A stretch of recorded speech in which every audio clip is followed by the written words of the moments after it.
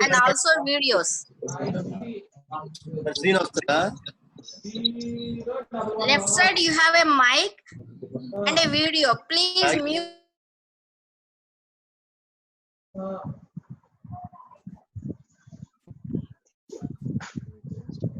I think host of this call can mute all the candidates at a time, madam. You may please go ahead with that option. Host of this call can mute all the candidates at a stretch, madam. You may please go ahead with that option. It is my suggestion. चलो ये अब इसको हवा से लेकर के ये सब जा रही है आवाज.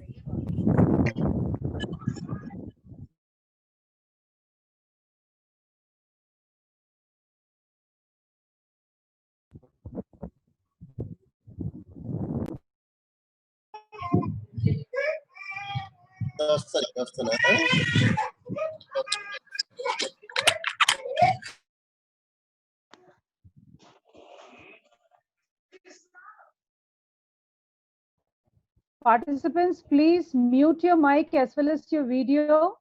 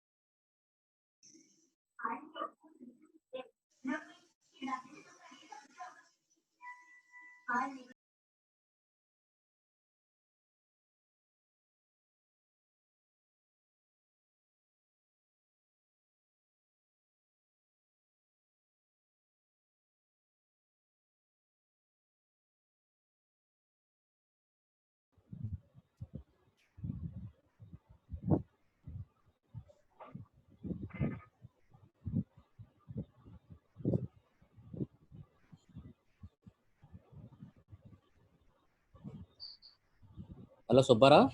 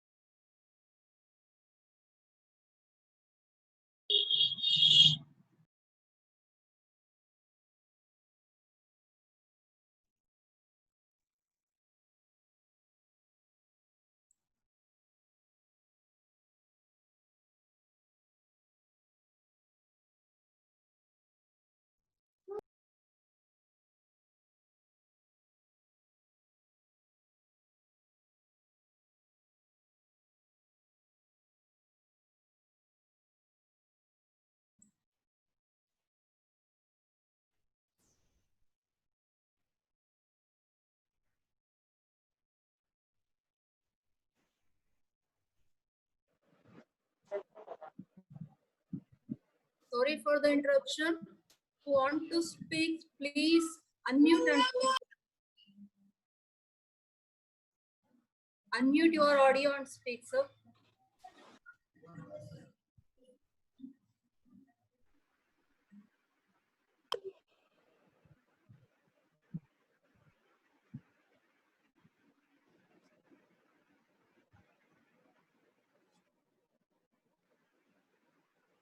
Good morning, ma'am.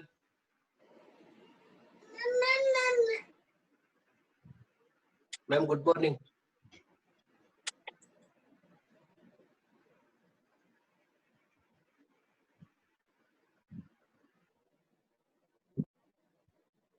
Hello. Hello, good morning, everyone. Actually, some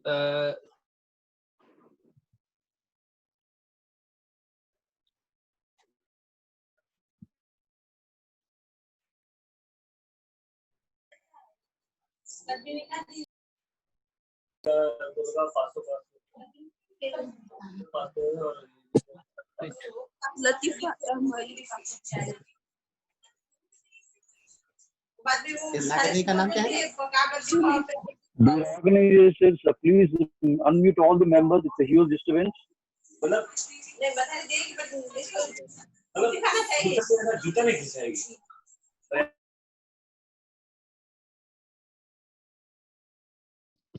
Dear participants, please mute your mic.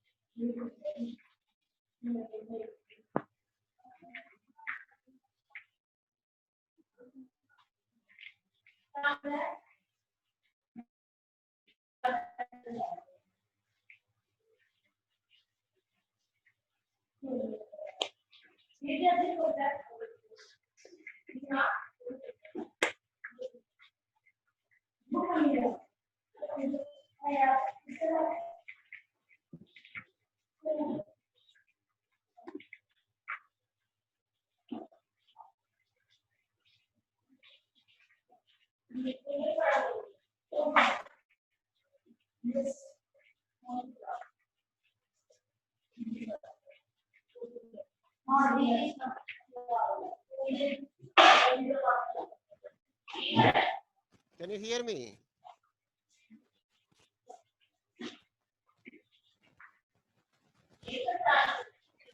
Yes, sir, we hear you. Yeah. What about audio? It's okay, sir. It's okay. Thank you. Fine. How are you, sir? Fine. I'm your student, sir. I'm your student, sir. Okay. Hi. Thank you, sir. Subbarao garu.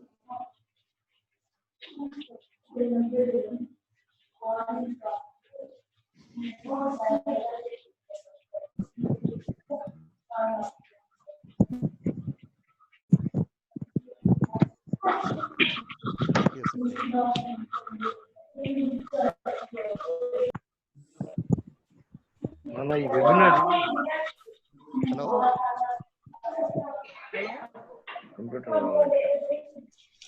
hello. hello.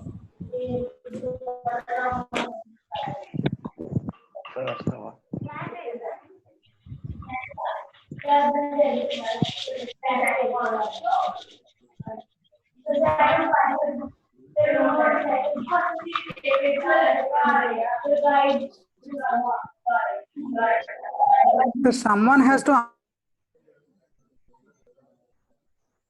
Hello, Rajendra sir.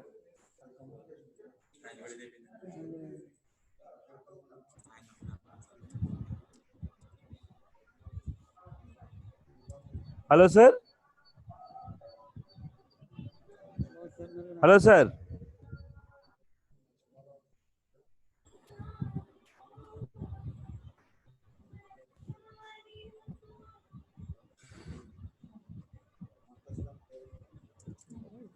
Sir, it is audible, but someone hasn't muted it. That's the problem. Hello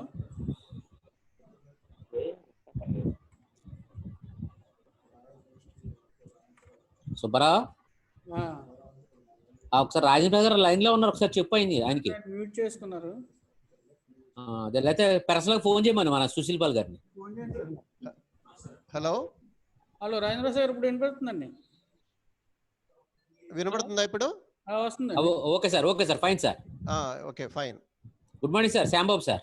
yeah good morning Shyam Babu. Okay sir. ఈ print out ఎట్లా మనం నేను yeah ఒకవేళ ఆఫీస్లో ఏమైనా చేస్తావా? కొద్దిగా నేను చేస్తాను.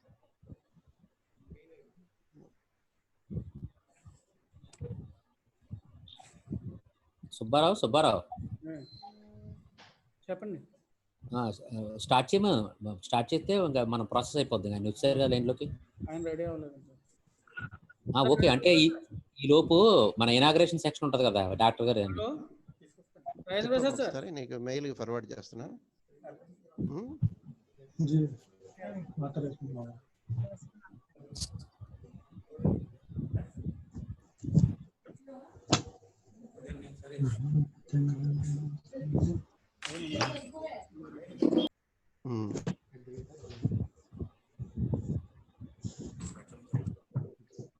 వచ్చిందా? ఓకే యా అది తీసుకున్నాం చూడు పంచాయతీ సచివాలయం ఇది కాదు. ఇప్పుడు శ్రీకాంత్ ఎగ్జామ్ ముందు ఉంది కదా నా నెలలో పెట్టి దాని తప్ప ఏం దగ్గర పెట్టుకుని మిగతా ఇస్తావా అక్కడ? ఊరికి సచివాలయం లేదంటే నువ్వు లేదు అన్ని అన్న వేస్ట్ అవుతుంది, పేపర్ వేస్ట్ అవుతుంది, కానీ పని అయిపోతుంది త్వరగా మనకి. చూడు బుక్ అది బెటర్ మనం 42. హలో సుశీల్ పాల్. చేసుకో బాగా ఎట్లా. హలో కనెక్ట్ అయ్యాం. ఓకే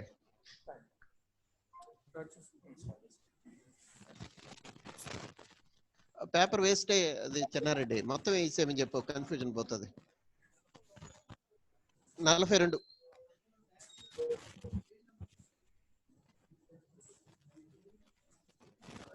అది ఇచ్చు మన లైన్లో అది డార్క్ అవుతుందేమో. కొద్దిగా మంచినీళ్ళు ఏమన్నా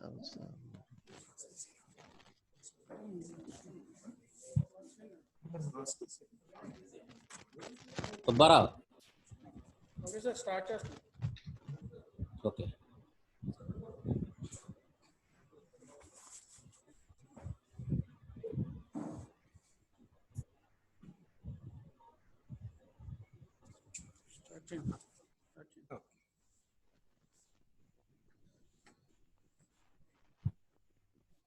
Good morning, participants of this national webinar on teaching language and literature online in the post-COVID-19 scenario. I welcome everyone to have a wonderful session with two of the resourceful invited speakers. In the present scenario, this has become a very great challenge in the education sphere when we are trying to grapple with the ICT, information communication technology, to supplement teaching. Suddenly we are forced by the COVID-19 to leap forward to almost totally teach and learn online. Maybe almost all the teaching faculty and the students require adequate skills to tackle with the present difficulties in the profession. In this light, we may face so many problems regarding teaching learning, evaluation, and continuous assessment, aspects which will be dealt with by the speakers from different points of view, including the rural-urban divide. So we are all forced to come out of our comfort zones, plan for the academic calendar and the curricular activities to be conducted now purely online. And anyway, to look at the brighter side of the adversity, as Shakespeare says, sweet are the uses of adversity. So there are some benefits, there are some uses and merits that we can have from this scenario, as all of us will have to leap forward, upskill ourselves, upgrade ourselves in our respective professions. We should not be afraid of the adversity, as it makes us tough and competitive. He's making introduction. So I welcome all the participants once again. I can hear. And now I hand over to the correspondent and secretary correspondent of a college, because of whose visionary zeal the college now enjoys a wonderful status in the sphere of education, especially in these parts of the country. Thank you. So here I request our secretary and correspondent Garu to address you and give us the wishes.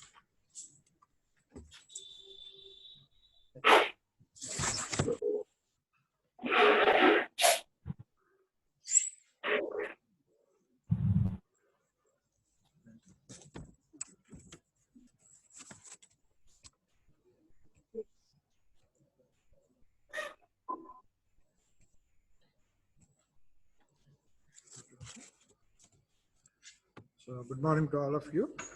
Professor Rajendra Prasad Garu and Professor Mary Thomas from MGR University and Department of English, PG English of Y.N.COLLEGE and the participants. And now in this national webinar on teaching language and literature online in the post-COVID-19 scenario, we are at once humble and proud of the fact that we are organizing this national webinar for the benefit of all the stakeholders in the academic field. As we all know, the present scenario is unprecedented throughout the world. The whole world is plunged into lockdowns, containment red zones, and quarantines. While all walks of life are affected severely, the education field is affected the most as an establishment that contributes the most for empowering the youth. The COVID-19 pandemic has thrown up a challenge to the educational field, since the traditional, essentially face-to-face classroom teaching has been made a difficult task from play school to the universities. The present adversity demands us to upskill and upgrade ourselves to survive in the academic field and institutions and become a competent and to become competent and competitive. Coming to today's webinar, it is essentially to be kept in mind that while teaching in all subjects is basically knowledge-based, teaching language and literature is essentially skill-based, and it is to address this aspect in the present post-COVID-19 scenario that this webinar is being organized. The concerns of all teachers of language and literature of all languages can be addressed through this platform. The language and literature teachers have to explore all the possibilities of reaching out to the students, starting with the email, social media, researching for the suitable platforms, the materials to be supplied to the students, making one's own audio and videos for the sake of the students, and thinking of as many creative and innovative methods of teaching and learning. The language teachers have to be more creative, imaginative, analytical, and interpretive by the very nature of the subject. We should keep it in mind that we need to make the students Also self-dependent and resourceful in the learning process, which is the ultimate goal of any education. Let us hope the government and the universities would come up with the required support system, and we need planning for a successful academic year 2021 and the years to follow. Thanking you and wishing you all a happy, motivating, participative session with the two very resourceful speakers. Thank you all.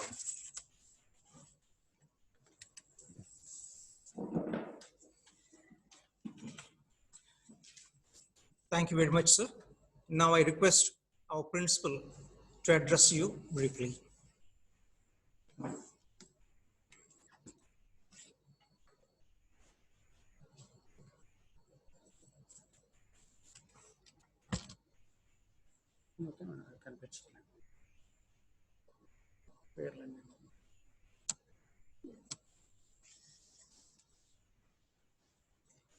Good morning, our secretary and correspondent, Dr. C. Satyanarayana sir.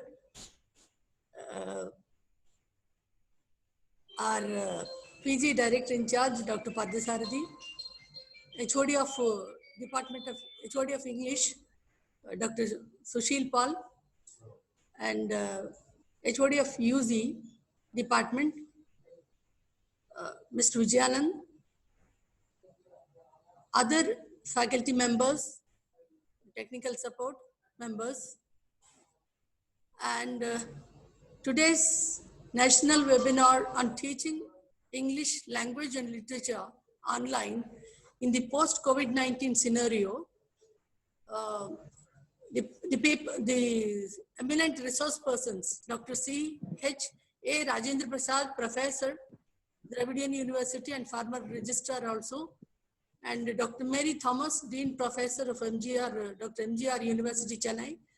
I welcome you, sir. I welcome you to this webinar. Dr. Rajendra Prasad, sir, very good morning to you. And Dr. Mary Thomas, a very good morning to the resource persons. To talk about this teaching English language and literature online in the post-COVID-19 scenario. Actually, teaching English language, we are teaching as a subject and we are not teaching as a language. That is the problem. And here, in this COVID-19 scenario, we have to teach the students online. So every teacher must equip themselves with the ICT tools, and they have to be available to the students online. And even the teaching literature also. Literature actually, just like any other subject, some people think that literature is also, will also be taught as a subject. But actually literature is, even though it's a subject, you know, while by studying literature, we can understand understand about the people and how they react in certain situations. And so actually literature is a mirror of the society. It mirrors the society, and the people who read literature will understand about people. And in colleges, students actually they learn about, they study people. Actually, because this is a place where the students can study the society. This is the microcosm of the macrocosm. So colleges are meant for, not for education in subjects, you know. These colleges are meant for studying people, studying the society, understanding the situation, crisis management, what to do in their lives and how to become successful persons. All these things we learn. And especially literature will help the students to do that. Literature teaching, literature online. You know, we actually, in our department, we show pictures, videos and all that.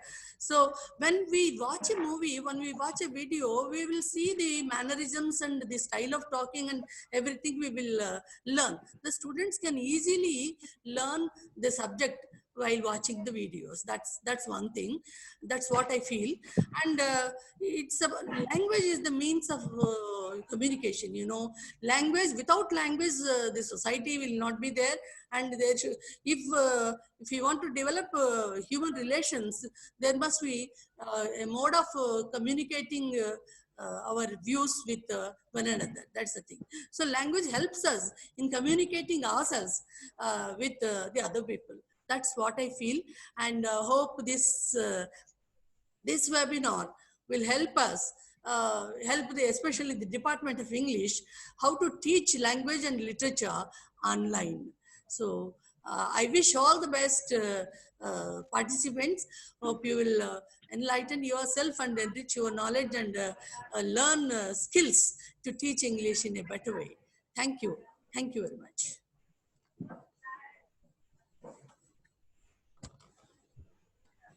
Thank you, madam. Now I request our director in charge of the PG Center, Sri.Y.N.COLLEGE, to address the gathering.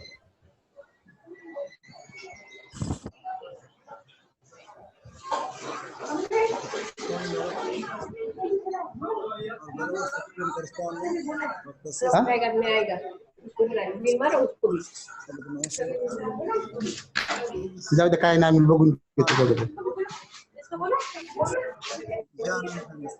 जान दो आया है ना देखेगा Ronald and other colleagues, my dear participants in the webinar, a very good morning to you all.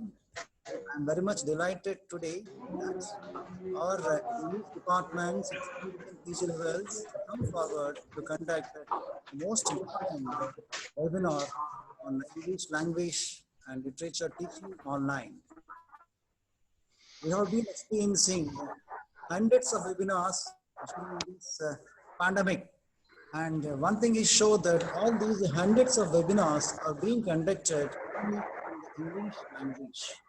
So this alone stands the testimonial for the predominance of English language in all the world languages. Language is a medium of communication, and literature is an expression in that medium.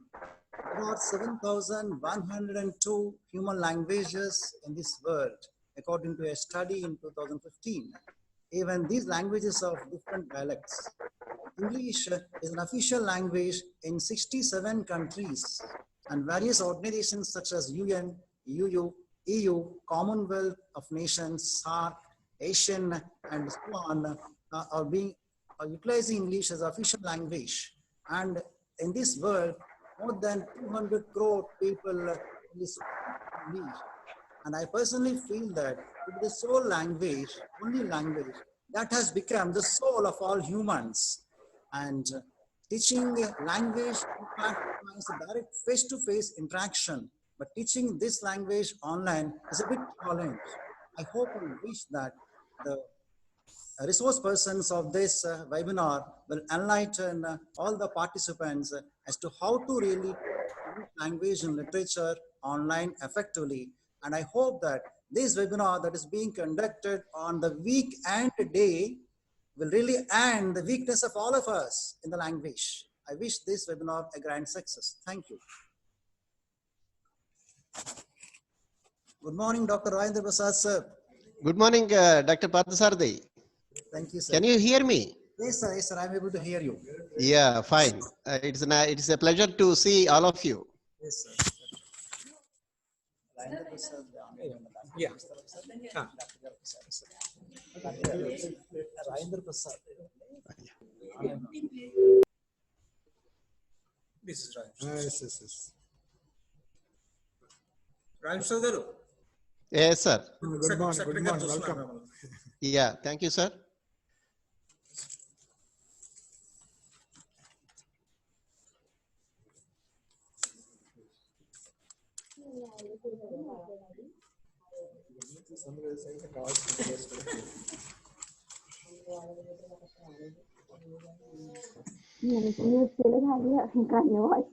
Thank you very much, Dr. Prasad Garu, in charge director of PG Center. Now, we can move on to the main program. We can have our first resource person addressing us for the coming 1 hour. and for which I need to give you a little introduction. Dr. Ryan Shah is professor and former registrar of Dravidian University, Koppam. He has vast experience abroad. He worked in 4 universities, government universities, Libya, Eritrea, Ethiopia, again Libya. He started his teaching career in our very own college, in our PG center, from where he has progressed to take up broad assignments.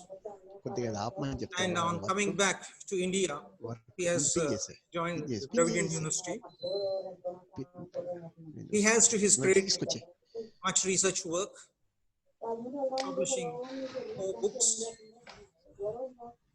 30 plus papers, research papers, and guiding research scholars. He addressed any number of gatherings,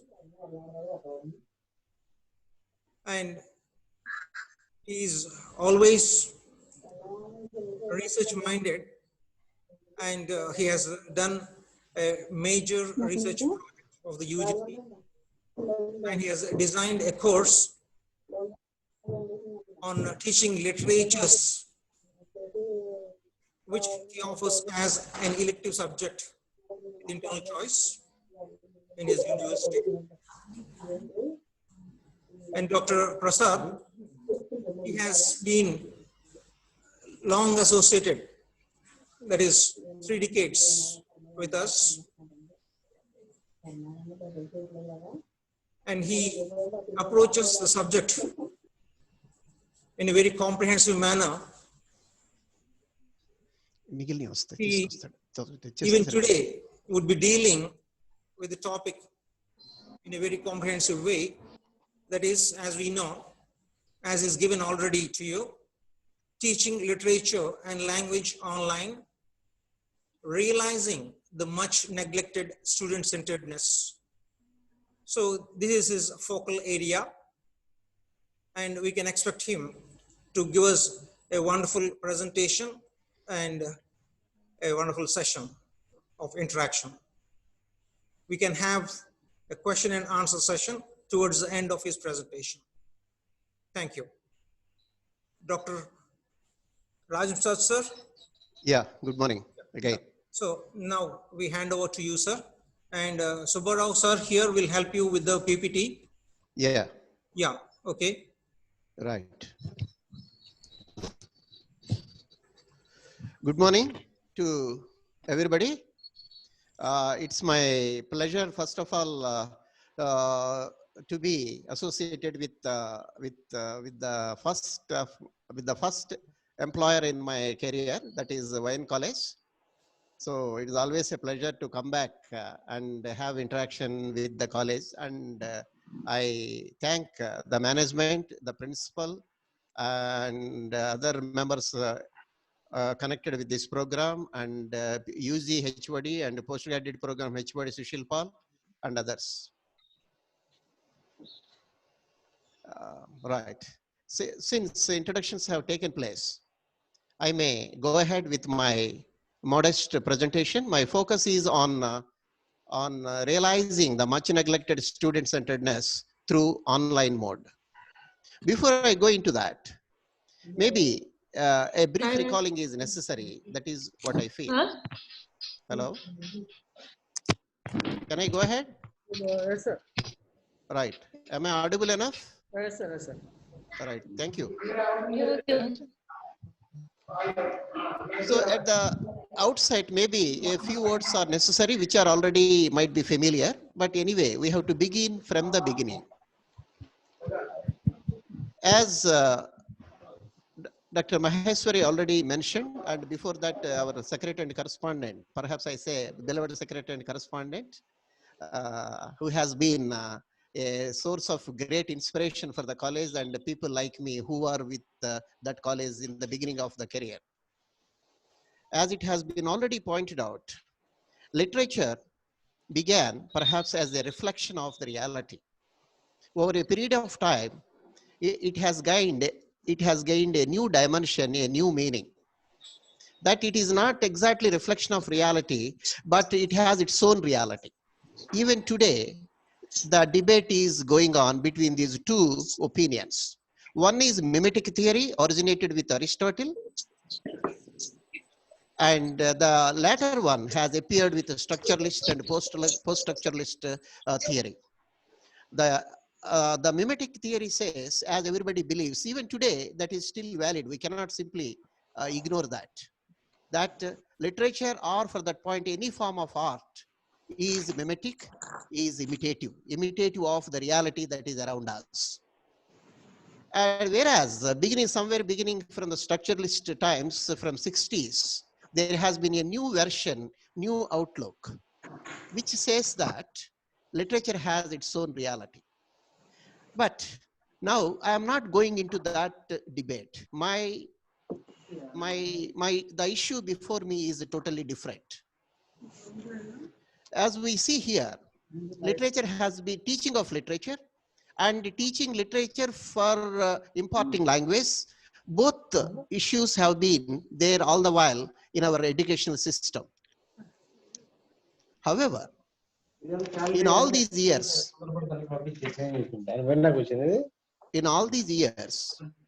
we see, in spite of long-standing and about decades together teaching of literature, and literature as a medium for teaching language, as a means of teaching language, is not working out properly, to put it briefly. So as a student, right from my student days in Andhra University, and later on as a teacher, beginning my teaching career in the PG courses of Sri.Y.N.COLLEGE, all the while, somehow I am always concerned about this failure. What is exactly missing here? In spite of 10 plus, 2 plus, 2, as far as UG program is, up to UG program is concerned, English has been here. And coming to postgraduate program, we know very well it is postgraduate, like any other postgraduate program, MA English program is always intensive in its literary, critical, and linguistic perspectives. The curricula is always loaded with all these issues. Somehow, in spite of having a 2-year, let us say, MA English program, which is very intensive, notebook whereas Sir, excuse me, sir. Sir, excuse me, sir. Sir, yes. Let me continue. People are speaking along with you, other side. So I request all the Yes. Hello. May I ask organizers, Mr. Sushil Pal and Subbarao and others, please ask all the participants to mute their phones, mics. Yeah. So all participants, please mute your mics because the speaker is getting disturbed. The talk is getting disturbed. Dear sir, if no one mutes, you can yourself mute the participant. Please go to the participant list. Who unmutes, you can mute. Because it disturbs. Some guys cannot see that. They are disturbing. They are coming in. Please. Yes, sir. Organizers have that facility to mute others. Yeah, please do that. We are doing that, but still they are coming in sometime.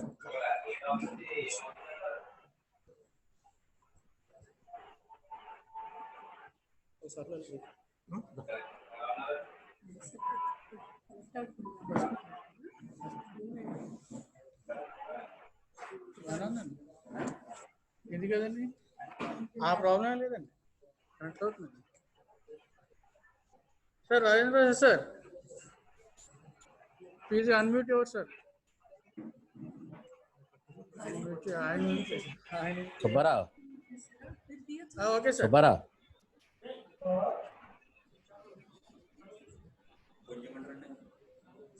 Subbarao అది మరి participants దగ్గర last లో ఉంటది mute all అని అది press చేస్తే మొత్తం mute అవుతారు పార్టిసిపెంట్స్ ఇందులో అవట్లేదండి Meeting lo problem ఇది.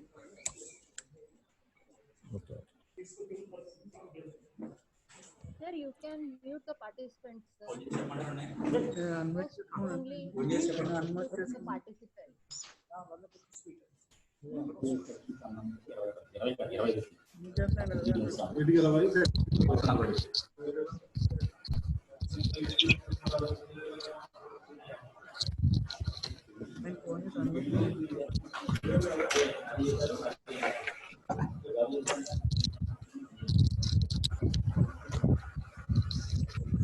Rajendra Prasad garu. Sir, unmute your phone, sir. Please unmute, sir, and ask, sir. Okay, sir. Okay. Okay. Is that okay? Okay, sir. Right. Thank you. Let me go ahead. Please continue, sir. Having made or attempted to make a brief introduction to the issue that we have taken up today, I may say I'm not exactly discussing the nature of literature, the purpose of literature, because they are almost obvious. All of us are very much aware of all these issues. But my only concern is how come, in spite of, let us say, 14 years of teaching or learning English language, English as a language, and later on, perhaps partly in undergraduate program and partly in post-graduation program, in spite of the intensity of the syllabus, why are our students failing to deliver the goods, to say the least? Now, because of the prevailing situation, an opportunity has arisen, I believe. I know COVID-19 is hurting us in many ways. It is really a great crisis, to say the least. All the humanity is facing that. However, in spite of this, perhaps inadvertently, unexpectedly, something like a blessing has come out of this.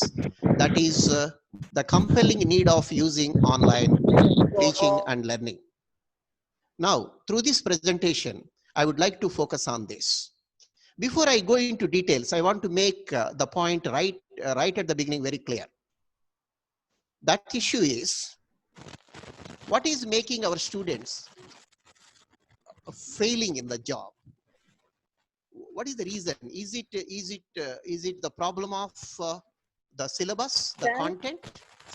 Is it the problem of the teacher, or is it the problem of the students themselves?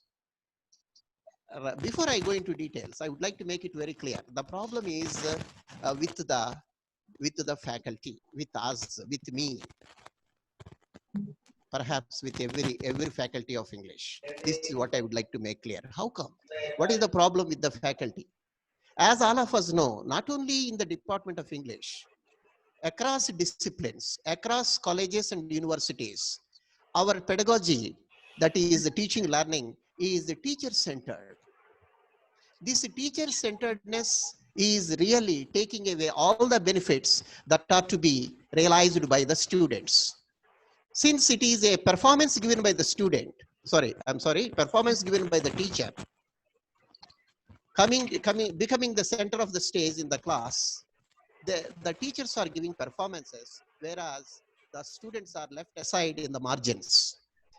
Okay, I'm not going into other disciplines because I'm not an expert, or even not at all familiarized with many disciplines of various academic disciplines. I would like to stick to my own discipline. Coming to literature, literatures in English or English literature per se has one, or any literature, any written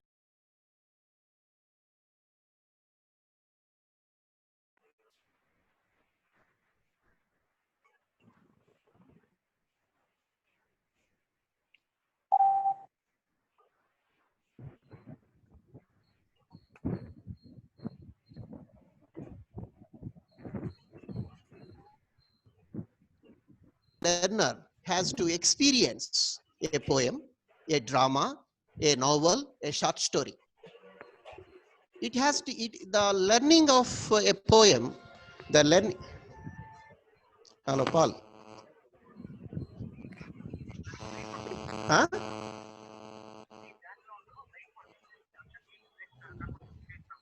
Okay. Okay. Okay. Right. Thank you. Yeah. Face convert. Yeah. Now is it better? Is it okay?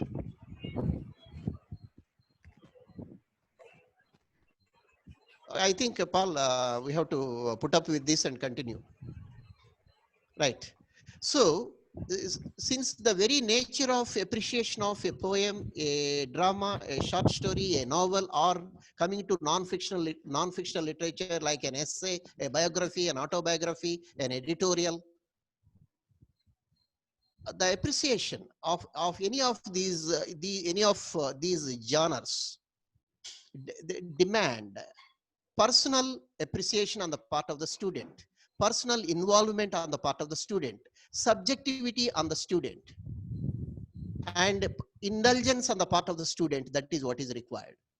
But unfortunately, as all of us know, for decades, maybe since my student days, way back in late 80s, and to the current times, that the teaching and learning has been, in a way, hijacked by the teachers.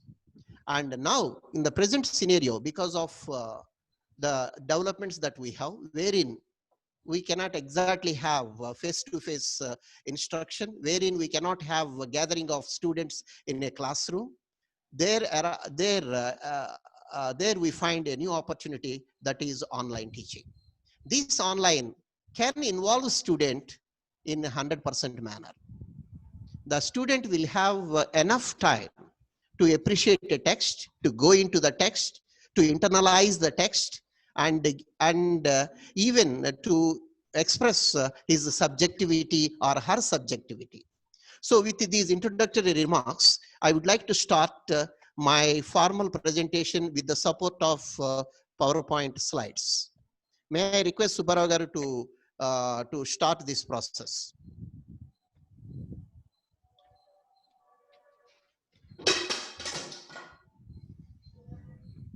Is the COVID-19 a blessing in disguise, though inadvertently, for teaching, learning, literature, and language? Beginning my presentation in this way. I know COVID-19 cannot be a blessing, no way, but still I see here for us who are in the domain of English language and literature teaching and learning, there is a small blessing. That is what we are going to highlight. The online teaching learning can shift learning from teacher-centered to student-centered. Online can facilitate shifting the center of activity from teacher to student, because a poem, I repeat, a drama, a short story, a novel cannot be appreciated in a vicarious manner. I may bring an analogy, a comparison. It is like almost like a teacher eating a sweet and asking the student to relish the sweetness. The teacher is eating a sweet while teaching a beautiful poem, a beautiful drama, a beautiful short story, a novel, and asking the students whether they are relishing the taste of the sweet. The teacher is munching the sweet, and students are expected to express their happiness for tasting the sweet. That is what I always feel. But before we venture into that, a few issues, practices, facts are to be looked at. Shall we recall some fundamental issues of teaching, learning, literature, and language? I know these are already familiar, but for what it's worth, let us begin from the beginning. Why is English taught in our UG program? The fact of the popularity of master's program in English. How come the competence of English of the majority of our students is still below the desired level?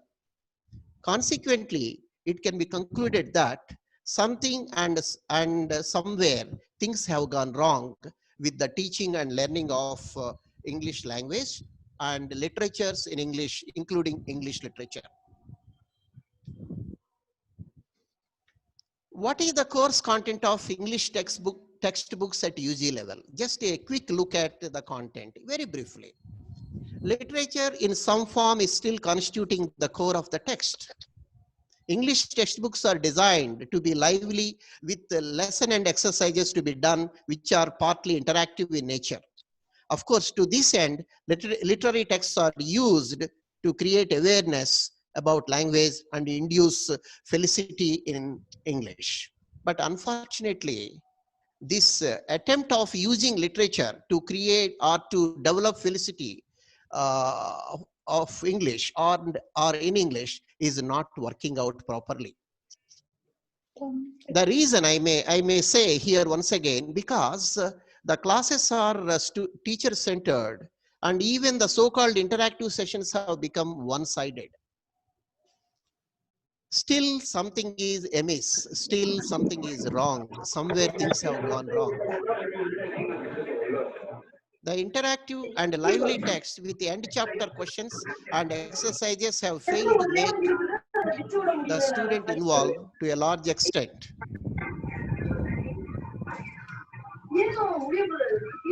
The scenario at PG level, MA English level is no better. Why so? I made a quick look at UG level content and instruction or pedagogy mode, and now we are moving to MA English or PG English studies. What is wrong with our PG English studies? Obviously, the syllabi of MA English program has, as of now, anybody can say this, more or less this is true. It has 80% literature component, roughly, plus or minus 10%, and ELT linguistics translation maybe 20%. My contention is still we are using 70 to 80% of literary texts in our MA English program to a large extent. There may be some exceptions, like high profile institutes of FLU, where we may find a number of specializations and subspecializations. By the way, is the study of literatures in English still relevant? Of course, maybe the question doesn't require answer, but still, let us just look at it. In spite of changes in society related to science and technology and changes in our way of life, which is influenced by advancements in various fields of life or society, literature has remained always relevant for us. In fact, to get back to the beginnings, listening to a story is an instinct.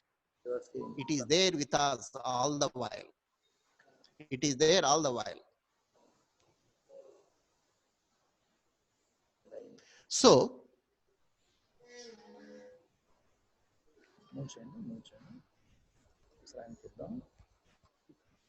yeah. Next one, please. Next one. Yes. Yeah, right. Can I move the slides from here? Right. The scenario at PG level, that is what I am talking about. It has 80% roughly, or 80% content of literature and 20% of ELT, linguistics, and sometimes translation. Then what is going wrong? Let's go to the next slide. Next slide. Next slide. Yes. Right. Next also, let us move. Yes, let us stop here for a while. Please tell me, sir. Next. Yeah, next. Yes. Okay. Now, please wait. Please wait. Okay. Right. Here, I hope I am clear to you. In spite of the teething problems of this particular session, we are discussing what has gone wrong with our MA English program, which has a 70 to 80% literature component. And before we go into what has gone wrong with us, let us just reiterate what is beautiful with literature, what is wonderful with literature, why literature is ever relevant. Of course, listening to a story is instinct, that I mentioned already. Even the caveman, as we understand from the books of history, had shown instinct for drawing, drawing, painting, not exactly painting, some pictures on the cave walls. That is there. So this is something basic instinct. Now, let us just see a few opinions which indicate the beauty of literature. Helen Keller says, literature is, I quote, literature is my utopia. Here I am not disenfranchised. No barrier of the senses shuts me out from the sweet, gracious discourse of my book friends. Yeah, she says, books are friends, as everybody knows. And there actually, this is not a hurdle for a physically disadvantaged person or physically challenged person, because the beauty, the sweetness, the gracious elements are clear to any reader. Let's go to the next. Ezra Pound, and I'm taking just another opinion from a stalwart. Quote, I quote, great literature is simply language charged with meaning to the utmost possible degree. Yeah, this I particularly selected because what is literature? Literature is an expression of communication in the select language. It is an expression in select language, in beautiful language. So our intention of learning language through literature is valid, definitely. Even in undergraduate program, having literary component to impart language skills is viable. Provided we shifted teacher-centeredness shifted from teacher-centeredness to student-centeredness. Let's go to the next. Carlyle attempts to reveal the revealing nature of literature as an apocalypse of nature, a revealing of the open secret, a continuous revelation of godlike in the terrestrial and common, whichever endures there and is brought out now in this dialect, now in some other dialect. So it has, as everybody knows, literature has a revealing element, revealing capability. So we study literature for functional purpose and beyond functional purpose.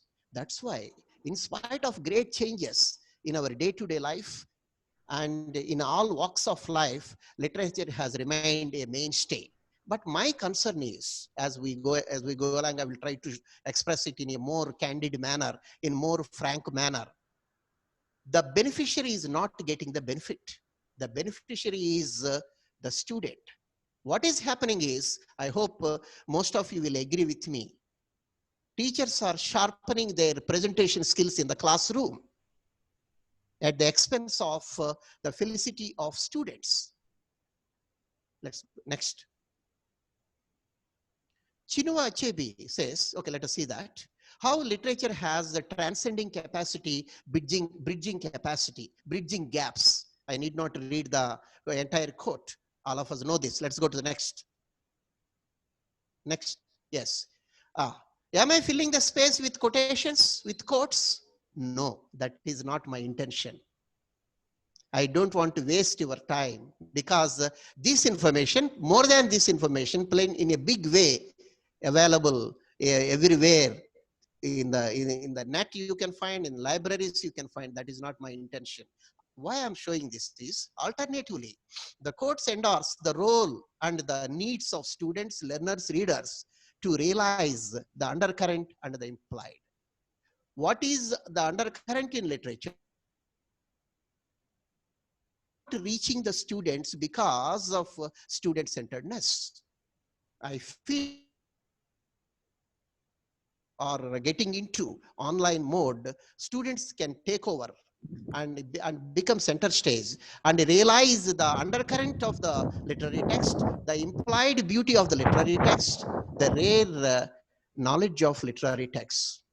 It is just an attempt to remind ourselves of the nearly forgotten and our lost splendorous beauty and functionality that is denied to our students. I say this splendorous beauty, is denied, and similarly functionality is also denied to our students. I don't say in a planned manner, but maybe more out of habit, inadvertently, we are denying this benefit to the student. Next. Who facilitated the seminal loss to the students?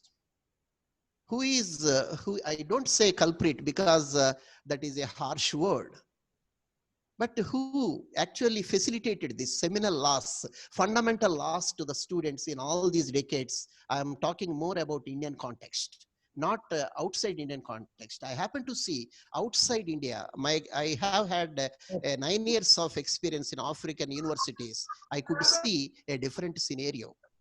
Perhaps theirs is not totally teacher-centered, even 2 decades back, 3 decades back.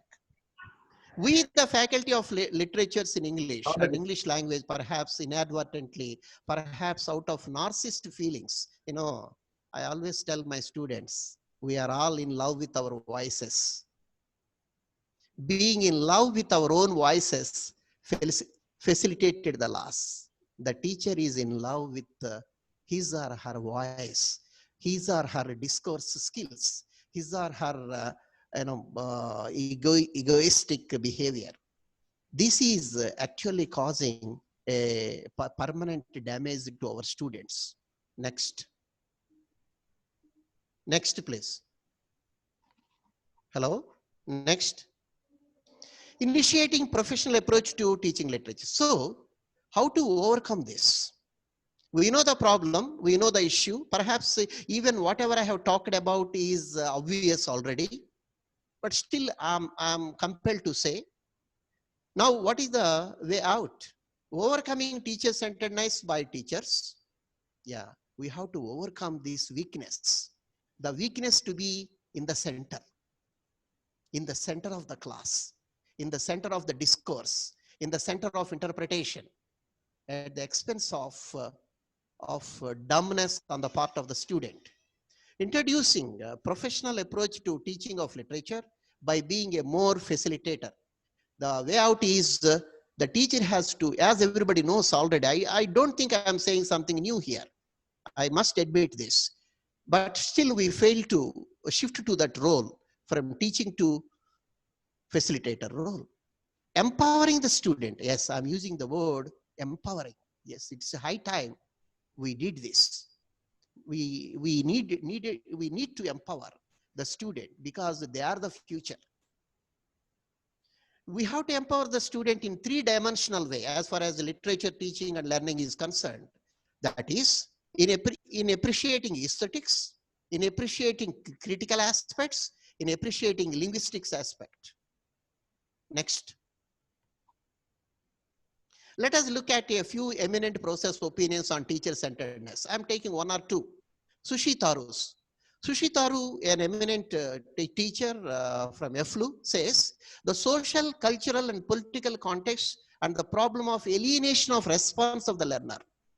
In simple, students have alienated from the learning process in the classroom. As a cliched expression goes, the body is present and they are not participating. They are mute witnesses to the classroom performances given by the teachers. Especially perhaps this is happening in a much bigger way in university classrooms. Of course, our faculty, our friends may have their own version, but still the fault more lies with the faculty. Next. Next, please. The study showed that teaching techniques in all the faculties were mostly teacher-centered. I'm quoting Sushi Taru. It is teacher-centered. Sushi Taru, maybe more than 3 decades back, identified the problem. Similarly, Meenakshi Mukherjee, another prominent educator, professor of English from Central University of Hyderabad, already identified. Elaine Showalter from America, Princeton University. Presently, she is 85 and serving as honorary professor in Princeton University, brought out a beautiful book on the challenges of teaching literature.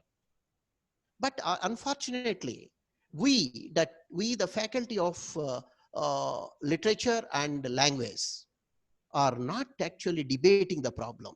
Okay, anyway, Teachers taught and explained everything to the student. Maybe I too did the same thing, same labs. We teach everything, not allowing the student to discover. Next. Some language activities that could be induced through online. Before we go into other issues, the online teaching can create opportunities for involving students. Students mostly like to do true or false and matching phrases activities which aimed at developing their English vocabulary. Students mostly like comprehension activities. Most of the students like pre-reading activities. I guess these can be really realized through online. We can give time and space for the student to face the reality, to face the text and develop the skill, the necessary skill. Next. Elaine Showalter suggests, as I just mentioned, she suggested in a nutshell to enhance student investment in the text and in different course organizations. So on the whole, most of these eminent teachers and even everybody, I guess, definitely can agree with them. What is missing is students' involvement, to put it in a simple and plain manner. Next. Okay, now I'm coming to more specific issues. I see here there are some challenges in the introduction of online teaching of language and literature. Are we ready to brace the challenge of student-centeredness? Because it is a change and a paradigm change, paradigm shift. That is the cliche we use, all of us. Whenever there is a paradigm shift, it is a threat to us. At least we feel that it is a threat. It is a challenge. So challenge number one, with the introduction of online courses. To face and accept the leisurely space towards students will have now in online mode. Now we have to accept students will have a greater space, greater time. Now, and in the same challenge, to forget self-indulgence and develop indulgence in students' responses. It's a time we allowed students to be indulgent with the literary text, because after all, at the end of the day, appreciating literature happens only through experience. A student has to experience the text. Next, to listen. Right, let's go to the challenge number two. I'm using the word challenge because it is really a challenge, because we, the faculty, have to change our die-hard habits.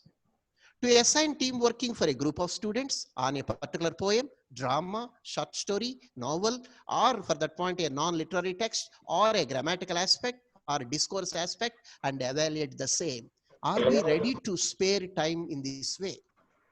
Assigning a job either individually or a group of students and evaluating that, giving our comments in writing in a committed manner, because classroom lecture is to some extent uncommitted, unaudited, unevaluated. When we move to online mode, everything will be recorded. Everything is auditable. Are we ready to face the challenge? Next. The third challenge, to show models of teaching, appreciating a text, be it a poem, drama, short story, and novel, and allow students to imitate the same and watch the same with indulgence and responsively. I'm raising another issue. As I said, we have to show a model for student, and students have to imitate. Students have to imitate and respond to a text in the model that is practiced by the teacher. But now the challenge before the faculty is, are we patient enough? Are we indulgent enough to watch the performance of the student, which might reach us in video form or in audio form, and give our comments? Because the online teaching demands all this. Next. Challenge number 4. To do the extra work by way of remaining a facilitator and motivator. Yes, the next important thing is to remain as a facilitator and motivator. Even in the domain of language and literature teaching, this shall be the change, which means ending up providing more quality time for students. Online teaching, in a nutshell, before I go into further details, increases faculty's workload. This is the reality. We have to be ready for that. It is not simply lecturing in a class and going away. Next. Challenge 5, of course, this is something to do with the establishment and teachers and everybody. Equipping teachers and students with the technical help and sustaining the same. Because for having a functional and healthy online mode of teaching and learning, we need to have technical preparation, technical equipment. I think this can be managed. Next. By the way, are students ready to take the opportunity to be in the center? So far I have talked about the students, but what teachers, what about students? Does online learning increase students' participation, self-indulgence and proactivity? Yes. The paradigm shift through online mode of teaching and learning definitely increases students' participation. I am using the word indulgence because in the area of literature, that indulgence is necessary. Without that subjectivity, without that passion, without that liking for a particular text, one cannot appreciate. And student has to be proactive. Online teaching is not reducing the work on both sides. It increases work on both sides. The part of the teacher, on the part of the student. It is increasing work and becoming more active. Next. Next, please. Students' readiness to utilize the opportunity of student-centeredness. I'm talking about only with reference to language and literature. Of course, the same may be to some extent applicable to any discipline, any field of study, especially at master's level. Then are students ready to face the text of a poem, short story, drama, novel, non-fictional text like essay, biography, autobiography? Are students ready to face the text? Because this is what online pedagogy implies. Students cannot be passive and receive one-page summary and be satisfied with that. It compels them to participate, to act, and to show their skill. Of course, in a phased manner, and derive full functional benefit out of them. I'm talking about literature and language students. There are 3 benefits are expected from our literary studies and language studies. As I have already mentioned, the 3 are aesthetic benefits, critical benefits, linguistic benefits. Next. What online mode could achieve in a way was visualized by Sushi Taru.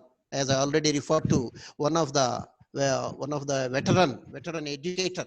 The online could achieve these 2 or 3, but that is focusing on the learner, not being self-focused. Learning by doing. This definitely inculcates learning by doing. Next. Next, please. Hello? Next. What do we mean by subjectivity and experiential? I happen to use the word subjectivity repeatedly in the online mode and experiential also. These 2 can be realized through online mode. Please come to the previous one, please. What do we mean by subjectivity and experiential? Teaching and learning literature and also language is subjective. But this is what I am trying to underline here. I am sure all of you will agree with me.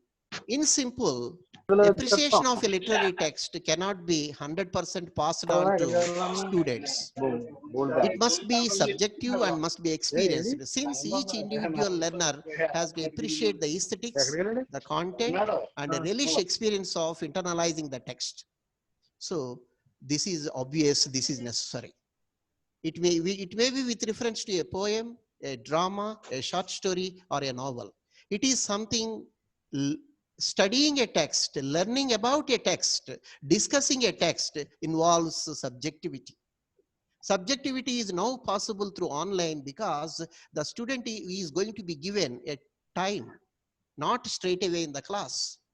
The student can take 1 or 2 days time, discuss a poem and come out with a write-up and with a presentation and give his or her comments. All this is more possible through online. Next. What is that is hurting us in the face-to-face mode of teaching?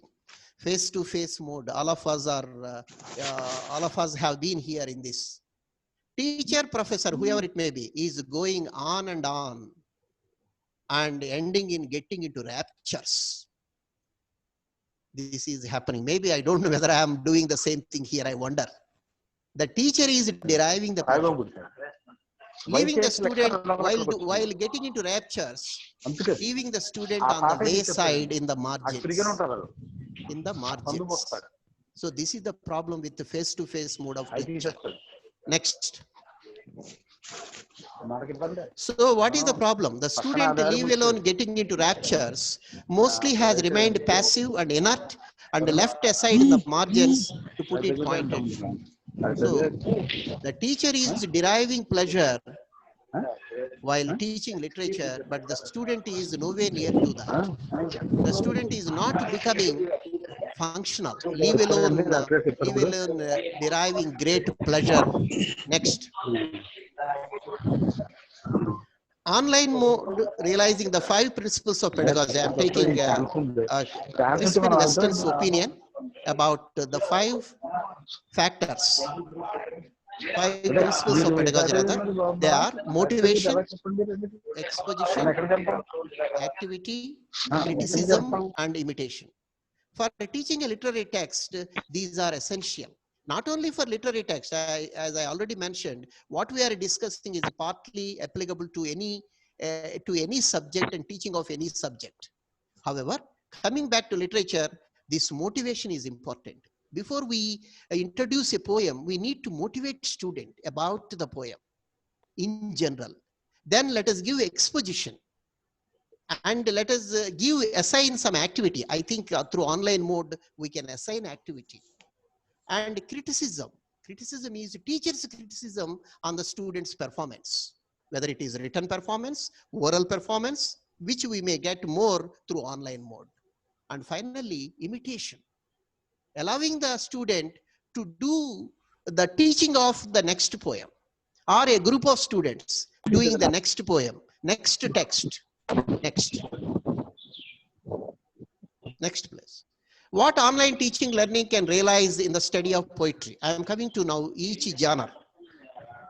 How is online teaching is beneficial for the study of poetry?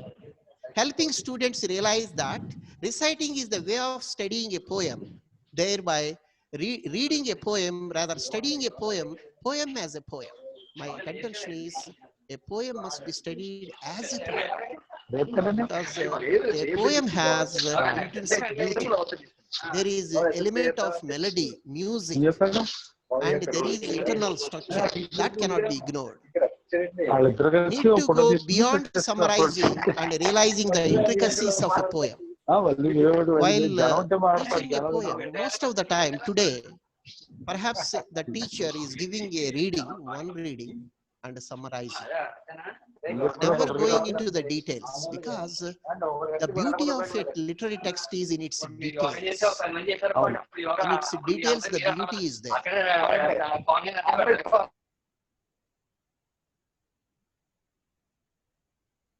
Of a poem through experiencing and subjectivity.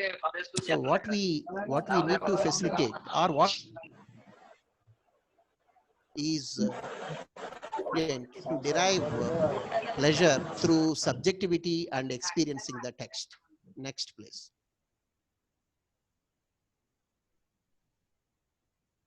What online teaching learning can realize in the study of short story? How online mode is beneficial for realizing student-centeredness, facilitating understanding the function and nature of short story. I think this is more possible through online mode.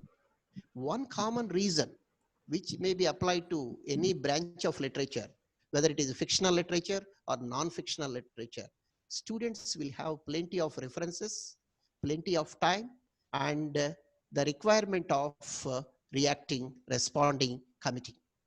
That is possible through online mode. They may be referring to number of textbooks. They may be borrowing ideas also. Still, there is no problem. But at least they are now going to come to face with the text in a closed manner.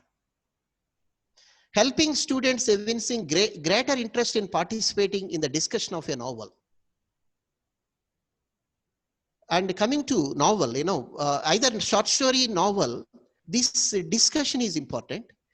And more importantly, the comprehensive social, political, cultural, philosophical angles of a novel must be understood. This can be realized only through leisurely reading of a novel.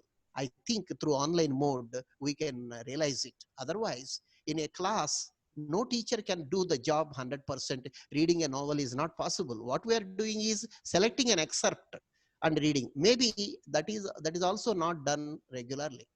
Perhaps we are giving a lecture or two and going for summarizing straight away. But that is ignoring many important aspects, as I already mentioned, ignoring aesthetic aspects, ignoring critical aspects, ignoring linguistic and our discourse aspects. This is a loss. Next. I guess I'm reaching the end of my presentation. Towards the end, there may be 3 to 4 slides. COVID-19 and beyond, online teaching and learning to stay. My point is, my feel is online teaching will continue. Of course, now it is a stopgap arrangement at the moment. That is what we are feeling, but it will continue, I guess. Online teaching and learning will stay in the realms of higher education even beyond COVID-19. Because in the Western world already online teaching and learning is happening already. At the most, the teacher meets the student weekly once or twice. Students are assigned jobs. They can respond through emails. They can respond through other online means. So my feeling is the online mode will continue. COVID-19 should go and will go. Definitely, let us all hope and pray that COVID-19 should go. It will go definitely, because the humanity survived greater crises. That is what the history has shown us. Next, please. Online virtual continues. Yes, online teaching learning of literature, language, or for that point any subject will continue. When we appreciate and take advantage of virtual digital transfer of money, virtual video calls and conferencing and interaction, why not online teaching and learning? When we are appreciating and taking advantage of online transactions in other domains, business domains, finance domains, and other domains, why not in education? In a nutshell, the blending of the virtual and the physical. So finally, toward the end, I'm reaching the end, I guess 1 or 2 slides may be there. There will be in future a blending of virtual, that is online, and the physical will continue to be there. My point is, this is doubly good for literature and language students. May not be good for, I'm not sure, but definitely for students of literature, it gives a wonderful opportunity to internalize the text, which is exactly the required thing. Because as I told you, we cannot enjoy the taste of a food item vicariously. The student must eat the sweet and relish the sweetness, not teacher eating the sweet and asking the student to relish the sweetness. Next. then why not so in the realms of teaching and learning of literature and language? More so in the domain of teaching literatures in English and English language, since it helps students to be internalizing the knowledge and honing the skills. Two things should happen. We may call it knowledge in a text. Knowledge may be related to culture, because culture is a very broad word, and again, development of skill, be they related to aesthetics, criticism, and linguistics. These are to be realized, can be realized through online mode, perhaps in a much better way. Next. Next, please.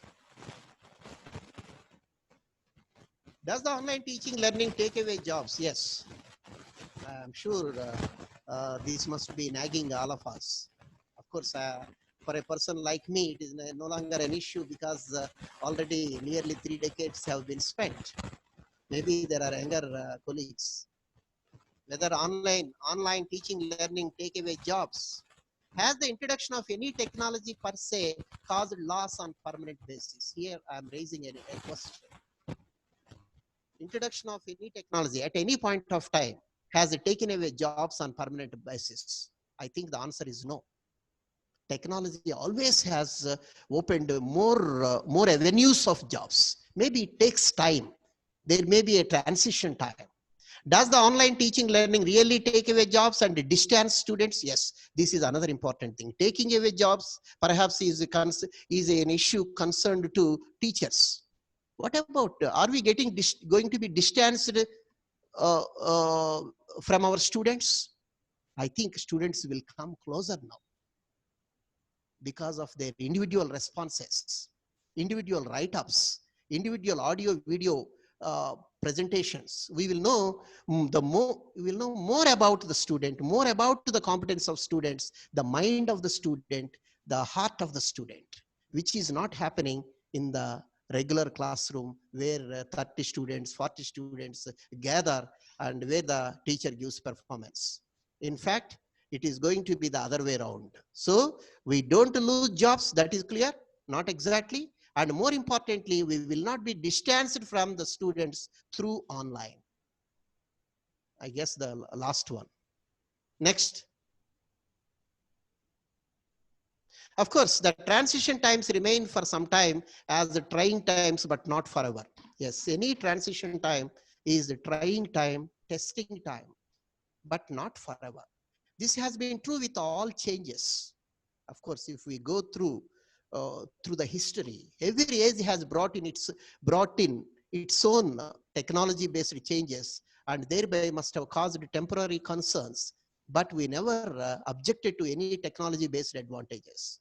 So my feeling is we should not come in the way of introduction of online teaching of language and literature, and especially literature, even language. Students will definitely get more involved. They become more vocal and more skilled, either in written mode or in a spoken mode, or in the analytical mode, which is also equally important, critical mode rather. Let's go to the next. Next, please. So finally, let us welcome this. Let us see the opportunity of teachers utilizing their time for higher ends. We may have some time now, because we may not be meeting students every day in the classroom because of the online mode of teaching and learning. Let us use that time for other or much bigger things, higher ends, quality research and innovations. Thank you, friends.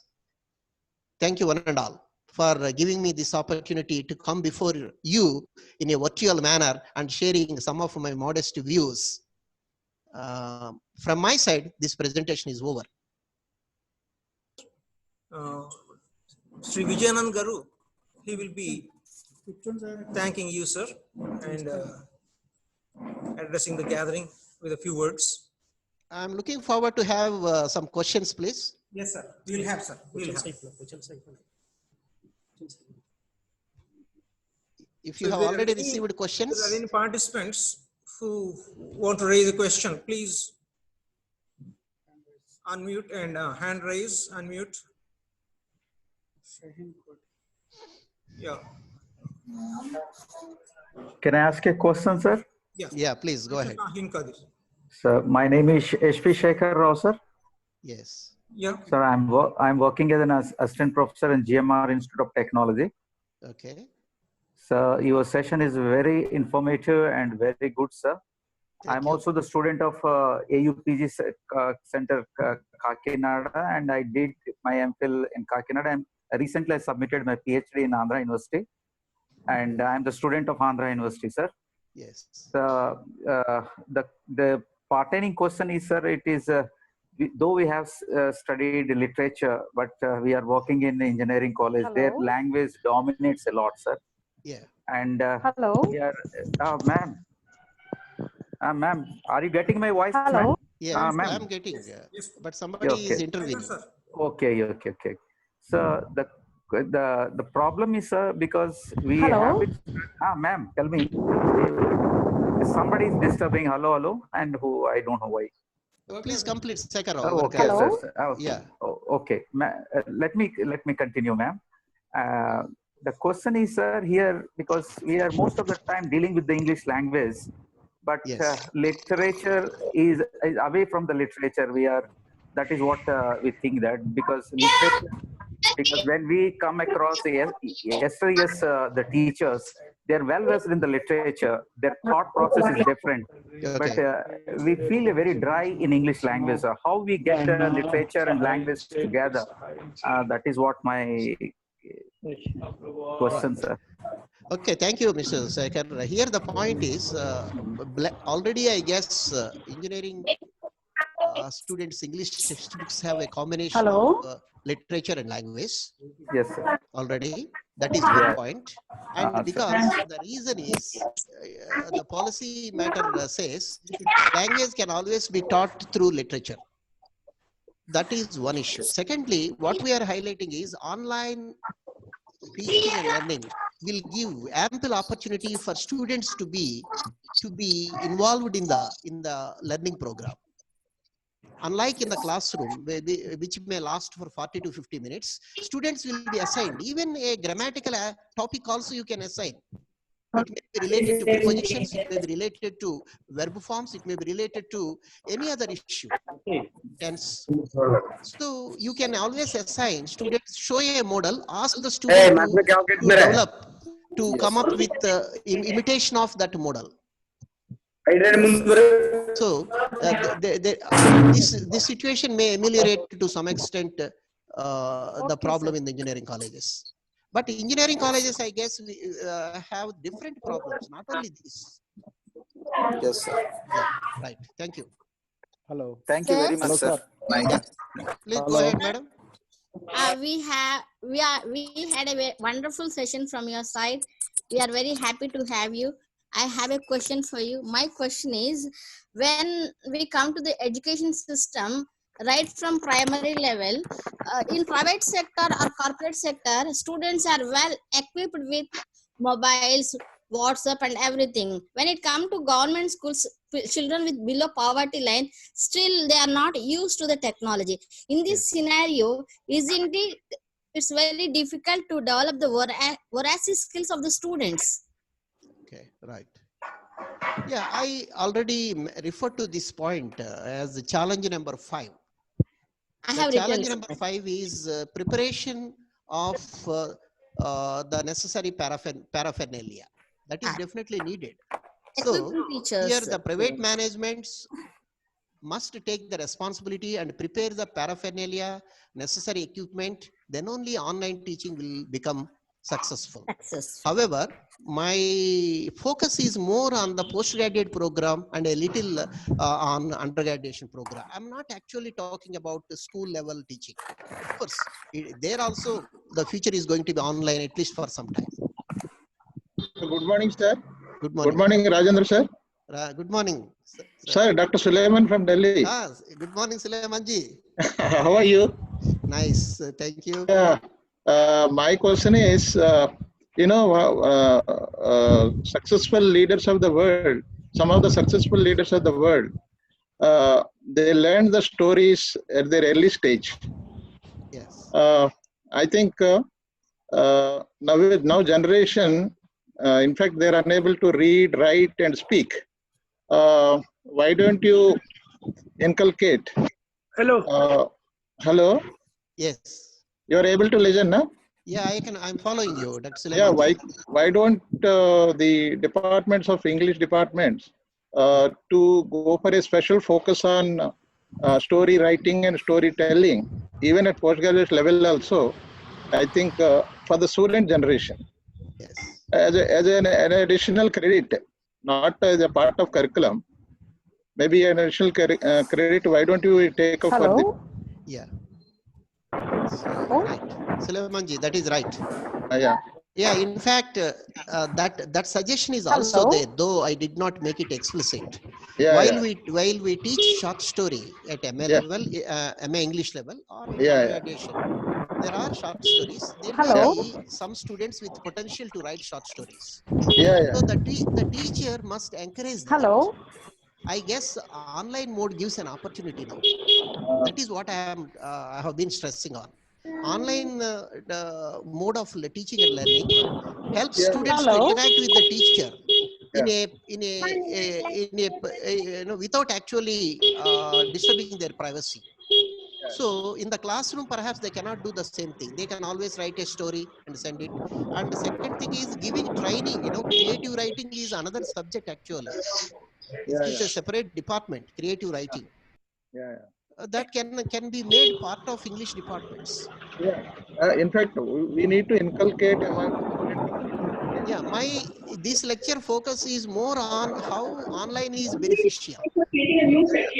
Of course, this is my general question. Yes, I agree. In fact, that is my suggestion always. Yeah, I think students can. Yeah. The problem, Dr. Suleimanji, now the problem is it is all teacher-centered. Teacher is coming to the classroom, giving performance, never bothering about students' responses. Even if there is a talent, we are not actually bothering about that. Of course, there are many honorable exceptions. I don't say, and must say everybody is doing this. Yeah. Thank you. I think time is running out. Thank you. And we'll talk later. Thank you. Hello, hello, Professor RP Garu. Yeah. Hello, Professor RP. Yes. Hello. Good morning. Good morning, sir. Yeah. May I know the name? This is Ernest from Machilipatnam, sir. I was there in your university. Dr. Ernest, good morning. Good morning, sir. To see you after a long time, I felt very happy to see you. And I have been following your lecture. So this is the last question very being allowed. Hello. Yeah, please go ahead. In your deliberation, you said that 3 benefits are there from our literature, from the study of literature: aesthetic benefit, literary benefit, and linguistic benefit. And critical benefit. Actually, I normally feel that the literary and aesthetic benefits are one and the same. Is there any difference between literary benefit and aesthetic benefit? It's only, and actually, I speak about them in my classes, but I can treat them as one and the same, unfortunately. Yeah, no. You are right. I said only 3. That is aesthetic, critical, and linguistic. Right. Aesthetics, critical, and linguistic. Okay. That is related to language. Okay. Okay. Thank you. Okay, sir. Very Dr. nice Ernest. to see you. Nice to hear you after a long time. It's a pleasure for me also. Thank you. Thank you, sir. Sushil Pal. Yes, sir. Yeah. One lady has been trying. Please see that. Hello. Yeah. Hello. Hello. Yes, please. Good morning, sir. This is your student Madhvi Lata, sir. Yeah. Good morning, Dr. Madhvi Lata. Okay. Good morning, sir. Okay, Madhvi. Wait, So very quick. it was a very Because you are the insightful first session student, indeed, sir. I'm allowing the question. And I just have one small doubt, sir. Yeah. Sir, now that we are out of literature, being in the engineering college, but still, anyhow, we do have some of the literary aspects also in the engineering field. But then, sir, No, sir. being Sir, could you please make teacher-centered all in the the other classroom, participants in mute, that sir? is a different Sir. issue. But now being on So the it's a lot of online, disturbance for everyone. making it What is student-centered, going is it on in between? completely possible, sir? We are taking care of that. Yes. Let me answer Thank you, that. sir. Let me brief also, Dr. Madhvi Lata. Yes, sir. Yes, the question is very pertinent. Through online, it can be achieved. Maybe in the regular mode, it is not possible. Student-centeredness that is what I am trying to highlight. Student-centeredness is possible only through online. Of course, it increases the workload of the teacher. Yeah. But students can individually respond to a grammatical issue, to a literary issue, or to an analytical or critical issue. Right, sir. So that's why I'm suggesting this is a solution for many problems that we have today. Thank you, Madhavilata. Yeah. So good morning, sir. Dr. Nirmala, madam. Because we have another speaker addressing us. So we have a few words for Dr. Rajamsad sir from Vijayanand sir of UG. He is the head of the department. Sir, this is Vijayanand, the HOD of English, to sit before you to propose a vote of thanks. Thank you, sir, for your inspiring lecture and presentation in a very comprehensive manner, and placing before us too how to go ahead in the present situation of lockdown with our teaching of our students. Thank you very much, sir. Thank you very much.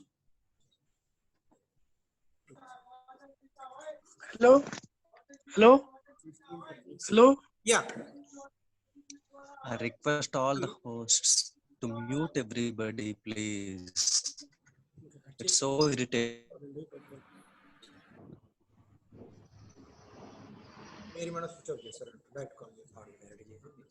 Hello, sir, I'm online. Yeah, okay. Sir, my video is muted. Yeah, okay, anyway, you do the introduction. So shall I go ahead? Give the introduction, please. Organizers, please unmute all the presenters here, unmute all the speakers. A very pleasant morning, all. I'm Dr. You're visible. Assistant Professor of PG English. A very pleasant morning to all. I'm Dr. Mary First, Assistant Professor of PG English, Sri.Y.N.COLLEGE. I deem it an honor and a privilege to introduce to you an erudite personality, Dr. Mary Thomas, Professor and Dean, Department of English, Dr. MGR University, Chennai. Dr. Mary is a dynamic and articulate English professional with a penchant for teaching, writing, and public speaking skills, communication skills, accompanied by an in-depth knowledge of English language and literature. She has her PhD in English from Loyola College,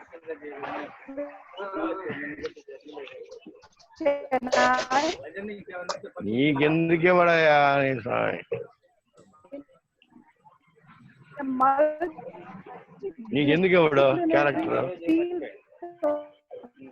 చెప్పాలి encompassing literature, philosophy, psychology, and librarians, and high collegiate level. Incorporates innovative and creative techniques to help students imbibe the nuances of the English language and is well versed in varied instructional techniques. And ma'am is also a British Council certified trainer for Sushil, IQAC. please unmute all the speakers. And Madam has presented and published articles in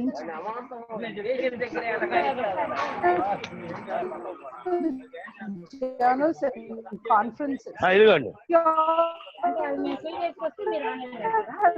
Speeches at the international and national. Immensely happy to have you now, ma'am. Thank you. Hello, ma'am. Yeah. Hello. Now, please unmute. Yes, ma'am. Hello, madam. Mary Thomas, madam, please unmute. Mary Thomas, madam, please unmute. Mary Thomas, madam. Yes. Okay. Yes. Thank you. Yes, we got you. Much. First, for a lovely introduction. I hope you all can hear me. Yes, ma'am. Yeah. I thank the Sri.Y.N.COLLEGE for inviting me, the management, faculty, and the Department of English for inviting me to speak on this topic, which has become a sort of a passion in my life now. So, my topic that I'm going to speak to you to the participants and to the teachers and faculty, topic which is very close to my heart. And as you all know, the world has changed and it will never be the same again. Madam, please excuse me. Yes, Madam? your question is? I think Madam, yes, ma'am, yes, ma'am. Participants, please mute your phones, please. Someone has unmuted, it's so disturbing. Participants, please mute your phones. Ma'am, it's better. The host can mute Somebody? everybody. Mute. Host can mute everybody. Subaram I sir, request please host. mute first. He can mute all. Hello? Yes. Mute చేయండి అందరినీ. Yes.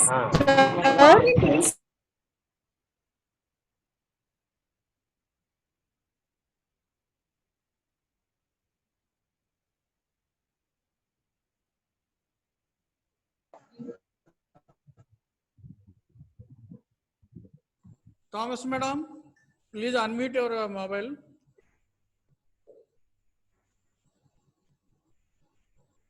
Unmute and speak, madam. Okay. Yes.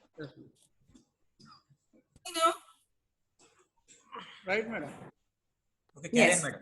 This idea came to my mind that I needed to explore these avenues as I languished safely indoors in my house during this terrible coronavirus pandemic.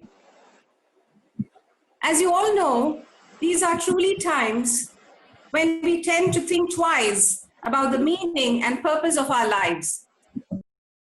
And we realize suddenly that we have to rise like the phoenix from ignominy to reach for the stars because the Lord has a definite purpose in each of our lives. That's when I sat up and realized that I am a professor of English, not the globe-trotting sort, not the sort who is overly ambitious and wants to reach the top echelons of academic renown, but a teacher to the core of her being. And this teacher in me, shut inside her house, was intrigued by the awning virtual world that opened before her. As you all know, the world changed, and as language transforms, and the virtual world also transformed language. My love for the English language triggered me onto this interesting journey of language transformation and evolution during these pressing times. As you all know, faculty and teachers of English language, these are apocalyptic times. And when we as literature teachers and language teachers have to deconstruct existing norms using technological tools, which will come in handy to meet and discuss and deliberate and teach virtually. And that is the reason for this trajectory of thought process, the etymological transformation of language in the digital era. It is a wonderful challenge to teach English language and literature online in this COVID-19 scenario. And as we all know, etymology is a branch of linguistics concerned with the history of the forms and meanings of words. Etymology refers to the origin or derivation of a word. And the surprising origin of everyday words is what we are going to discuss in this session. As you all know, the intrinsic nature of human beings is to adapt and evolve. Language is a main domain of expression of a human being, and it evolves and develops in these pressing times. So we go on to the next slide, slide 2. Sir? Yes. We have the next slide for you here. So digital linguistics, how digital language has evolved in the 21st century during this digital revolution and in the times of this crisis. As you all know, we as 21st century academicians, we were told that the beginning of the era of internet was the death knell for English. But what we should realize here is that English has come to the rescue of millions like a knight in shining armor. And English is here to stay because 21st century and these pressing times like these make English the main player in the field. It's here and now that we as English language professionals can excel. Volumes of mixed media surround us, yet all online actions begin and end with English, writing and speaking. Please go on to the next slide, sir. Subrao, sir.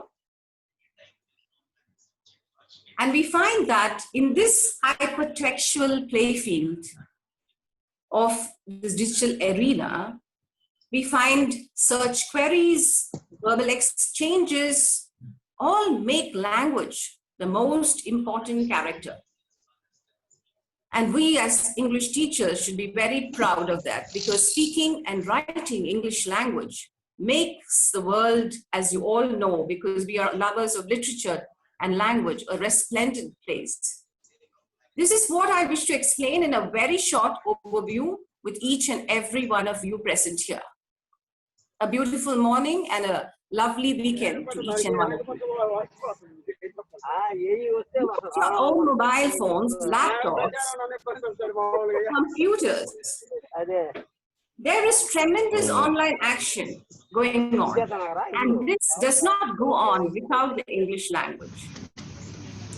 English language is the weapon with which we can fight and recklessness, and we can make ourselves heard and through its perfect replication and semblance.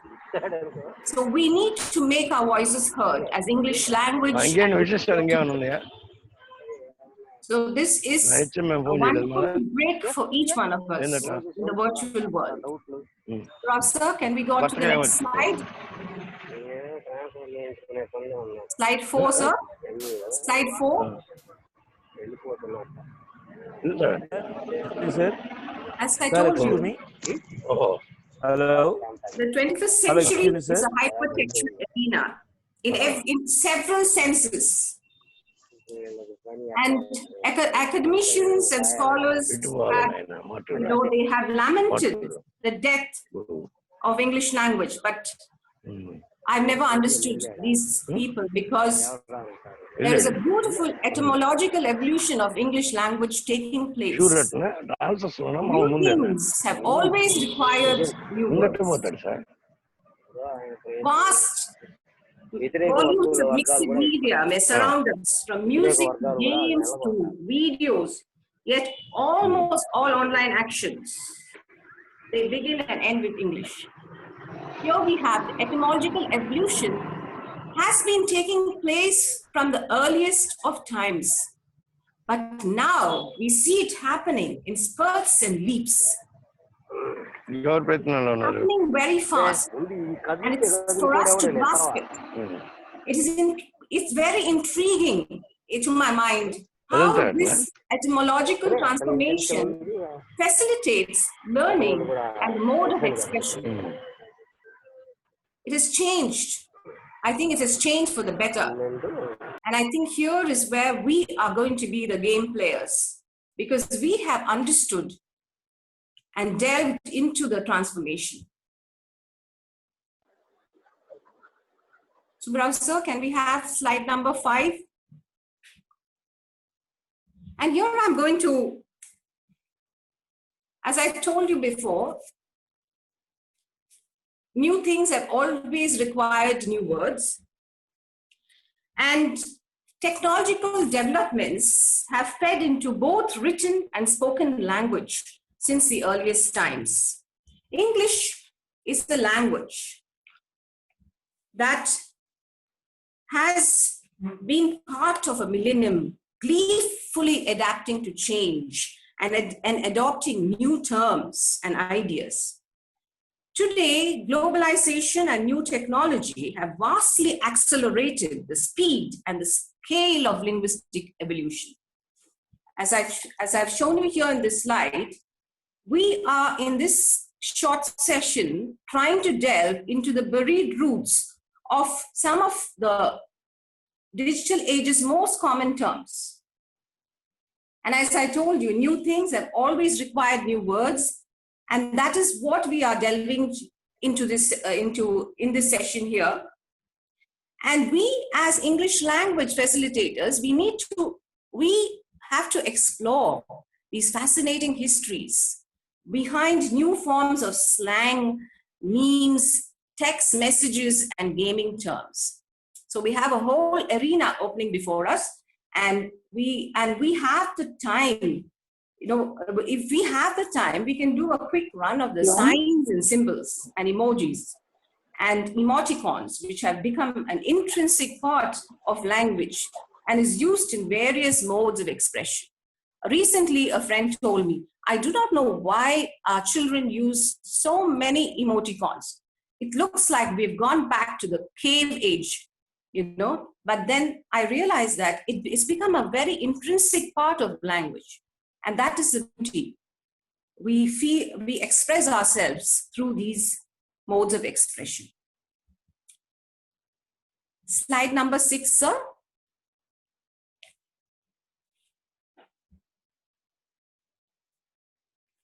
So some people might condemn these changes, okay, as a tragedy.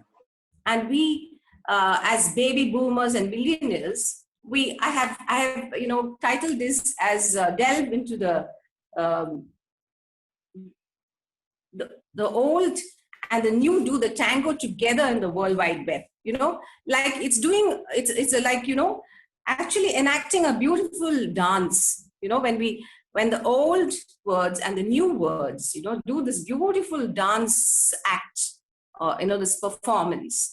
And we, as most of us, if you look at our age groups, we are baby boomers and millennials, have now to caper and do the tango with the digital natives in these pressing times. And we find that we have to adapt with the times. Plethora of new terminologies, people are screens, and we have to be very adept at using them. Okay, standard English was the dominant form at one time. And it was an enterprise used to be regulated by references, but that is not so now. Not take place just now and when, but it started evolving years back. And when we look at it behind the scenes, it's very interesting. Some very ancient terms have found their way into the World Wide Web, and few we will peruse in this session.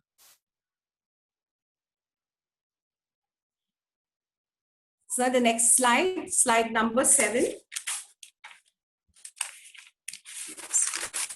Now slide number 7. Yes, terms and words in the digital world and their origins. It's very interesting. As I went on this trajectory of thought process, you know, I was just intrigued by some very ancient terms which have found their homes in the World Wide Web. See, as we all know, HTML is the bread and butter of the World Wide Web, but it has a very interesting origin. It was coined by an American sociologist, Ted Nelson, in 1963, which dates back not just to the first days of digital technology, but entirely an earlier transformation, the birth of printing. In this context, when we talk about digital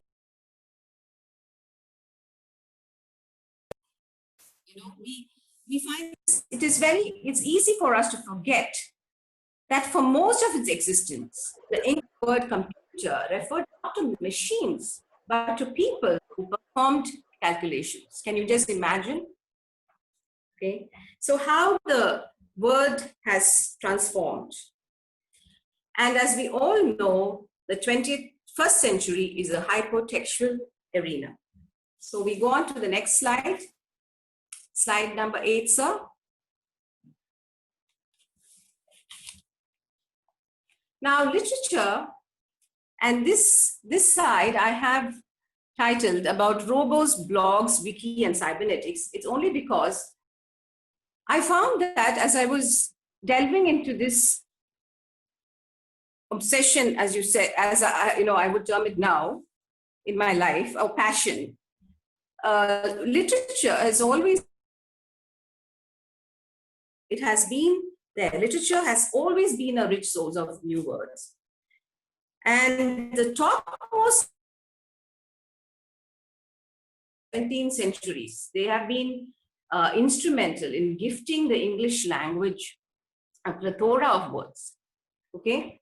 And these great authors, William Shakespeare, Edmund Spenser, Andrew Marvell, John Milton, and Pierce, okay, they, in the 2 centuries after 1500, authors gifted us the English language, gifted the English language over 300,000 new words, largely from Latin and Greek. And as we know, from Latin and Greek and Arabic, French and Italian and German, the root words of English have been formed. That was a time of fertile collision, I should say, between verbal words, matched by the great cultural and intellectual leaps forward that would be later dubbed as the Renaissance. But remember that we, please go on the previous slide, sir, yes. But we live in an era, this era of the pressing times of COVID-19, not this one, sir, the slide number 8, slide number 8. Slide number 8, about robos, yes, please remain here, sir. So we in this era of this kind of virtual classrooms and virtual learning and virtual teaching and these pressing times, we should understand that this is an era of similar collisions. And while comparisons with Shakespeare and the Renaissance, it might seem presumptuous on my part to have compared them, but we also have literature to thank for some of the most telling new words of our time. So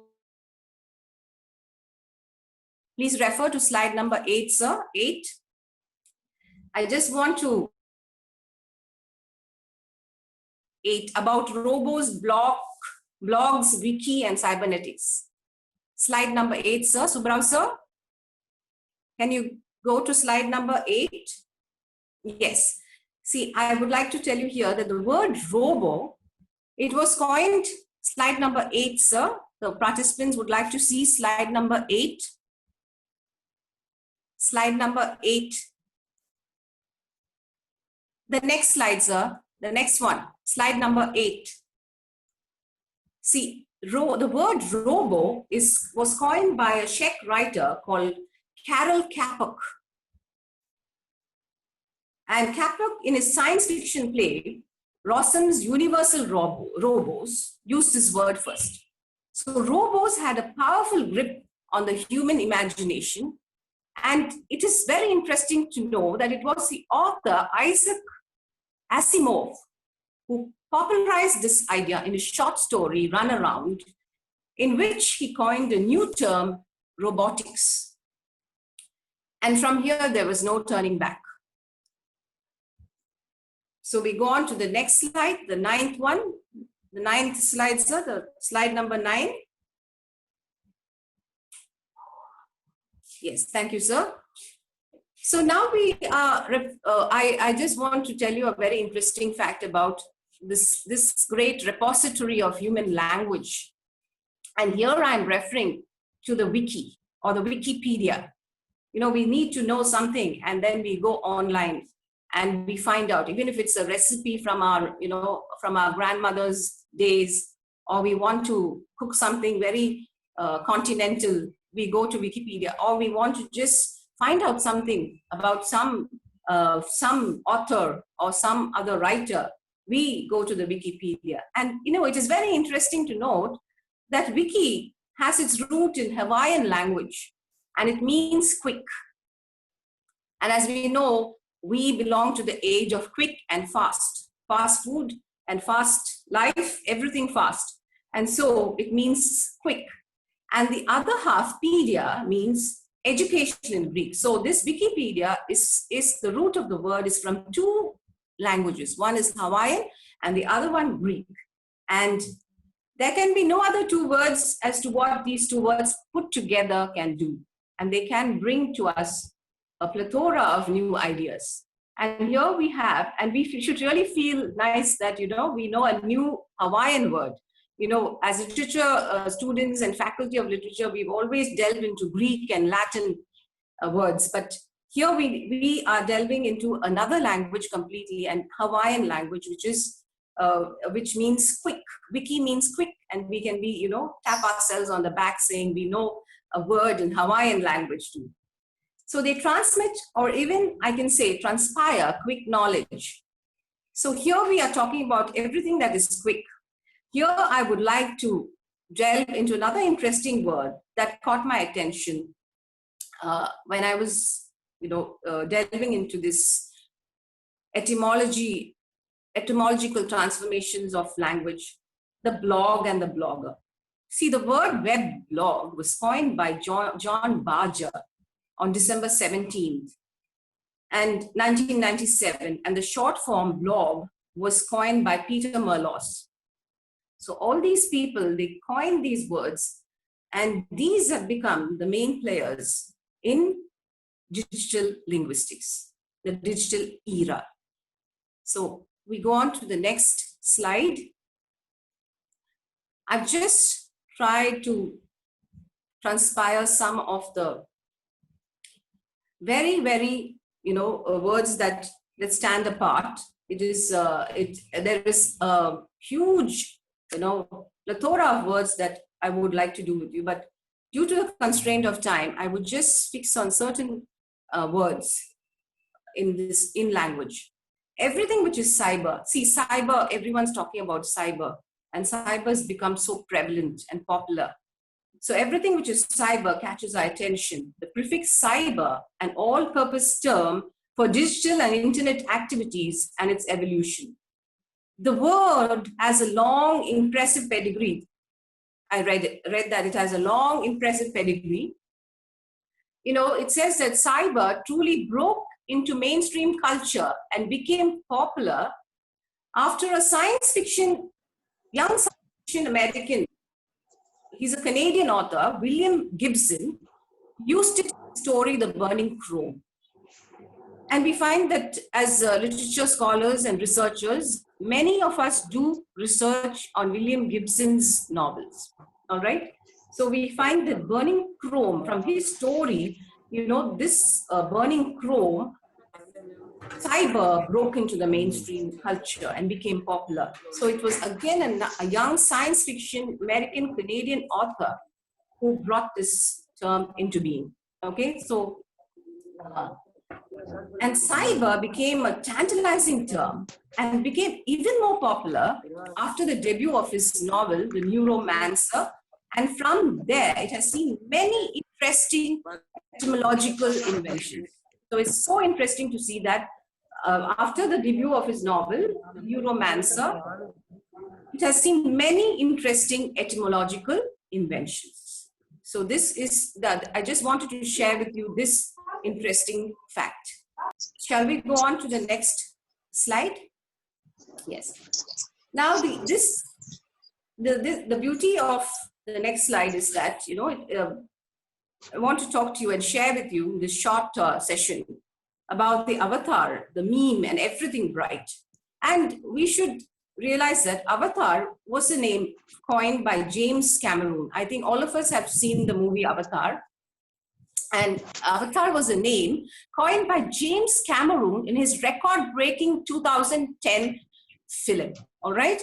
And Avatar, we should be really proud as Indians. It has its origins in the Sanskrit term avatara. Avatara meaning descent. And after that, Avatar has not seen a single dull day, you know? And I want to share with you that in the book, The Selfish Genie, Richard Dawkins coined a new word, mimeme. And that is meme, or the cultural transmission, a unit of imitation. It's everywhere in the World Wide Web. It's so hilarious, it's so funny, it's so strange sometimes, but it's there and we cannot ignore it. But it is a word which was coined by a writer, Richard Dawkins, in his book, The Selfish Genie.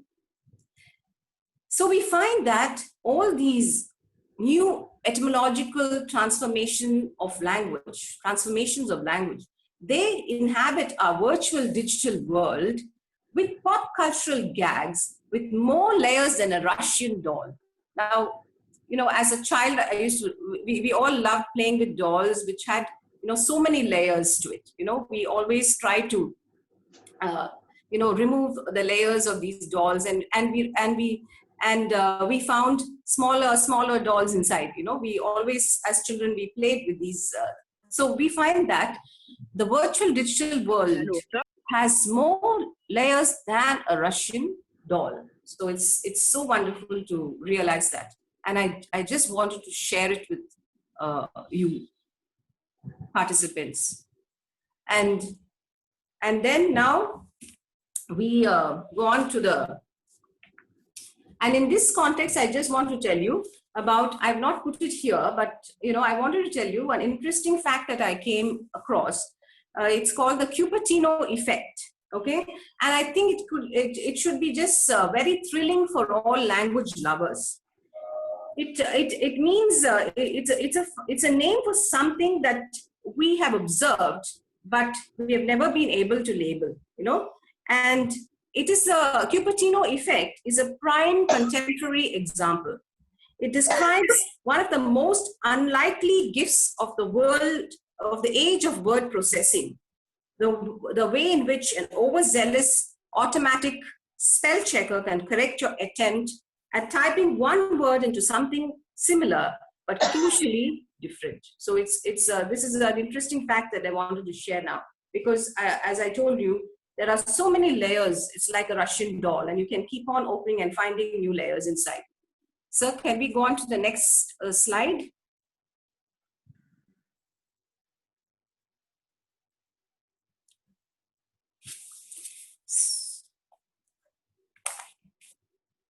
So as I told you, pressing times like these call for desperate measures, you know, and this is like, you know, it is like taking the cliched expression to a next level. But I think we have, as English language facilitators, we have to really empower ourselves with this kind of knowledge, because then it will make us feel more confident and bold. So the next slide talks about this beautiful symbol, you know, the @ symbol that we use in emails and everywhere. And it had obscure beginnings. It had obscure beginnings in accounting, and it was selected by the programmer Ray Tomlinson, as I put it here. But we find that around a dozen available punctuation characters for his use, he had, you know, evolved in his brand new email software, but they chose the @ symbol. So from that day on, it has become one of the most widely used symbol, and has gathered a bewildering variety of different descriptions in different languages. And you know, it's very interesting to know that in Italy, you know, this @ symbol, symbol, it's called a Ciociola, you know, because it looks like a snail rolled up. And in French, it is called the petit escargot. And in Finnish, it looks like a curled up cat, so it's called Miukumaku. And the Chinese call it the Xiaohu Laoshu, little mouse. And in Russian, it is called a little dog. And the most interesting is a German interpretation. It is the Klammerraff, or spider monkey. So this is as simple. We should, it's just to share with you this very interesting fact that in different languages, it's called in different ways. So we go on to the next slide, slide number 13. Now, what's in a name? Like I was thinking, what's in a name? Is a name so important? But in these times, in these pressing times, and these in the digital era, we find that the best brands in these times become the world icons. If you think of it, it's interesting to study their transformation. As I told you, it is a confluence between the old and the new. And it's interesting to study these transformations from their old garbs to new. They say that never pour old wine in new bottles. Here is old wine in new bottles, which is becoming a brand, and which becomes an icon to stay. So we have this example, the Amazon's electronic book reader, the Kindle, a device that reached its 5th generation in 2012 and now accounts for more ebook sales through Amazon than the site shifts in conventional paperbacks. We find that most of us, we read books online. And the word that this Kindle is derived from the Old Norse code kinda, and it means both to light or set fire. And more poetically, to arouse or inspire. So we find that this word is a word that comes from Old Norse, and it means to inspire. And as English language teachers and readers of English language and literature, Kindle has inspired millions of people, and it arouses or inspires. And where coincidentally, where electronic books are concerned, Kindle is a collective noun for, it's very interesting to know, it's a collective noun for a group of kittens, thanks to the Middle English word kindle, kinder, meaning to give birth. So give birth, and give, arouse, inspire, knowledge, and information, reading.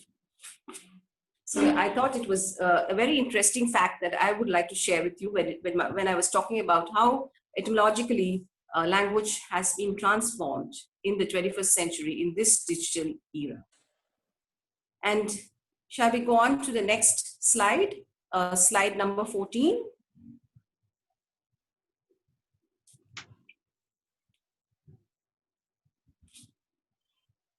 Yes. Now, as what really intrigued me as a facilitator of English language and learning is the etymological transformation of English language. So when I looked at how, the literature is peopled with monsters and beasts and creatures in folklore and all in literature, organisms have, and we find that these monsters and beasts and creatures and organisms, they people the World Wide Web too. It's so interesting that the monsters and beasts and creatures that have peopled the literary books and novels and writings are now peopling the World Wide Web. Myths and legends and stories of gnomes and fairies and avatars and were among the exquisite pieces of literature from the Middle Ages and even before. And we find that this one thing that I wanted to to reiterate is that now the most popular word in all our minds is, I'm sure, is the word virus. Okay. And virus, we talk about this virus, we talk about bacteria, we talk about all these terrible which have actually, taken over the world. And so so I just wanted to add here that they melded fact and rumor to create mystically charged taxonomies of nature. Okay, when you look at it, this COVID-19 is a blessing in disguise. The nature is reclaiming itself, and we find that this it's creating a mystically charged taxonomy of nature. And we take, for example, the word in every mind and tongue and media and news, which has brought a change in the world in historical proportions. And as I told you in the beginning, the world has changed and can never be the same again. So this term virus, this term is also one that we use when things start to go wrong with our bright new machines. Bright new machine, like virus is used as a term to describe when things go wrong with machines.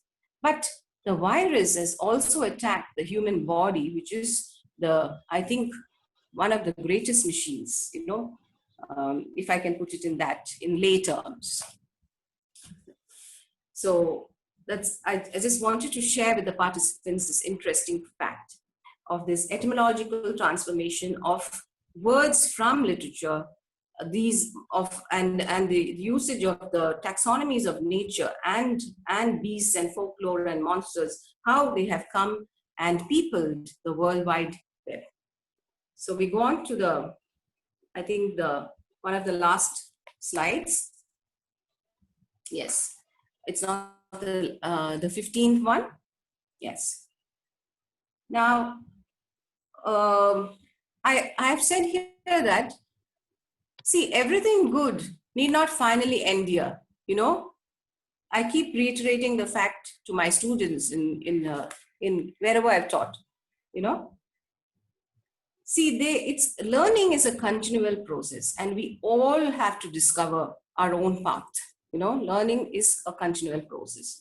And terms which evolve now in these pressing times, I find, are more medico-mythological and seems naturally and rationally and naturally pristine.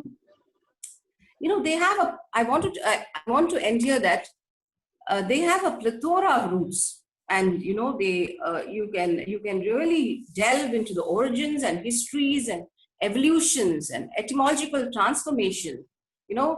We can go on and on discussing in a very elaborate manner, because this really triggered my curiosity, and I can go on and on waxing eloquent, but I think I have to think about the constraint of time as well. And I want to tell you that words are never what we think they are, and they say more about us. As we all know, words can build us or destroy us. It can, make us feel resplendent and beautiful, as well as it can destroy us completely. And humorous sense I want to end here is that, they can also make use of us. Words are never what we think they are. They say more about us than we usually realize, in a very humorous sense, and they also use us. Okay, so I'm fascinated by words, and I'm sure that everyone who loves language and literature are even more fascinated by this transformation. Now we go on to the last slide, and thank you for patiently listening to me. We have slide number 16, and again, I'm reiterating the fact that everything good need not finally end here, my dear participants and my dear faculty of English language and literature. Learning is a continual process, and you should be intrigued. And for example, I'm just giving a small example here as I leave you, because I think this session, I wish remains in your memory forever and ever. Okay, for example, you take an innocuous term like human term like memory, an English word itself has been with us for more than 800 years, arriving from the French memoria. All right.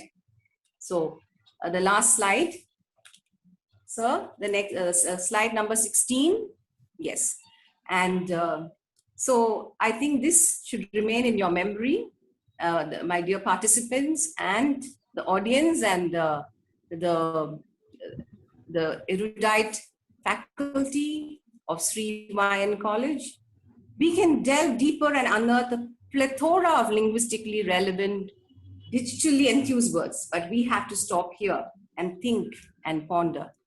And I would give you this time to think and ponder and find your new paths and discover new possibilities in this beautiful time.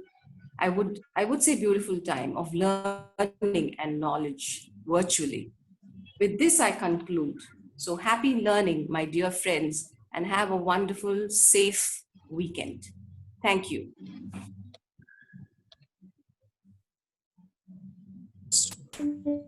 Okay, yeah.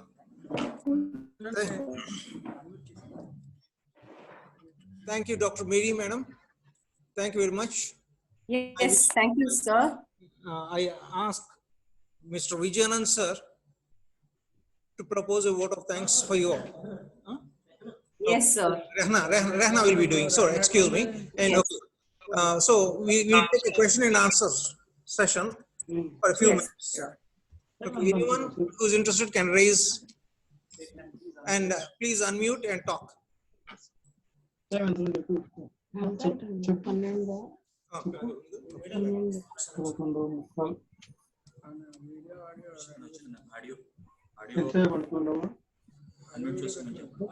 Any questions? Hello, sir. Hello, sir. Yeah, please ask. Sir, I have a doubt that why and how it started using R for you, though it is singular or plural. What's the question? There is only one auxiliary verb, R. How it started? So I want that reference, sir. There's no time or period when it started. It as I told you in the beginning, it's evolving for centuries now. They can't say a time or period and, can say that, resolutely, this is a time and period. But sir, it's just something that has been evolving and still evolving. Thank you. Okay, thank you. Ma'am, can I ask a question, ma'am? Thank you. Yes, sir, please do. Ma'am, the area of the topic is very innovative and very interesting, ma'am. Thank you, sir. Thank you so much. And it is rather difficult topic, I think. Yes. If you can, it's a rather difficult topic to comprehend because it is related to etymology. Yes. And it's very vast. And it is very vast, and it is. I think it is a good topic for the research area for those who are scholars. And very interesting topic. You know that people are struggling to learn the etymological. I know that there are so many etymological dictionaries are there, but people rarely observe these kind of the dictionaries. But you have mentioned that in this COVID period and how the people are interested because many new words are coined recently, and the webinar is the one word which is we have never heard before, ma'am. Yes, very good, sir. Thank you. So you have enlightened us how the language teacher can pursue the vocabulary and how he updated the things and how he has to go to the deep into the root and etymological meaning. Yes, sir. And it is really a wonderful session, ma'am. Really, you have chosen a wonderful topic, and the topic is a very challenging one, and it is rarely dealt with the English faculty.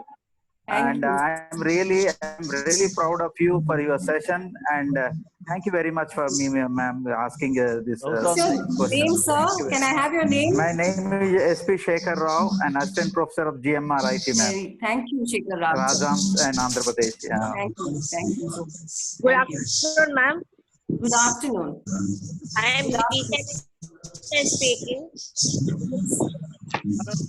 Tell me. Hello. Good afternoon, ma'am. Yes, ma'am. Tell me. I'm Vijay Mekla speaking. Yes. Rishma. Yes. Tell me. Meghna. Okay. Yes. I got your name now. Yes, Meghna. Yes. Beautiful name. Yes. Yours actually is very nice, ma'am. It's very innovative. Thank you, Meghna. Thank you so much. but how to use vocabulary in public when we are in public, how to speak. I think we just have to, be brave and confident, and don't be intimidated by anything. All right. Okay. Just be brave and confident and speak, because that's what people do. And only if we speak, we can be heard, So our voices need to be heard. Confident. Hello, madam. Yes. I am Sita Kalyani from Vishnu Institute of Technology. Yes, Madam, it's been so enriching, and I am really thankful for such a great time that you have given to all of us. In fact, I am a new entrant into the field of English teaching. Oh, wonderful. So, lot of insights in here for me. You have set tremendous goals for me to become better and better, because I have never been in a session of this kind. I'm so happy So to arouse many you and insights. inspire you. Wonderful.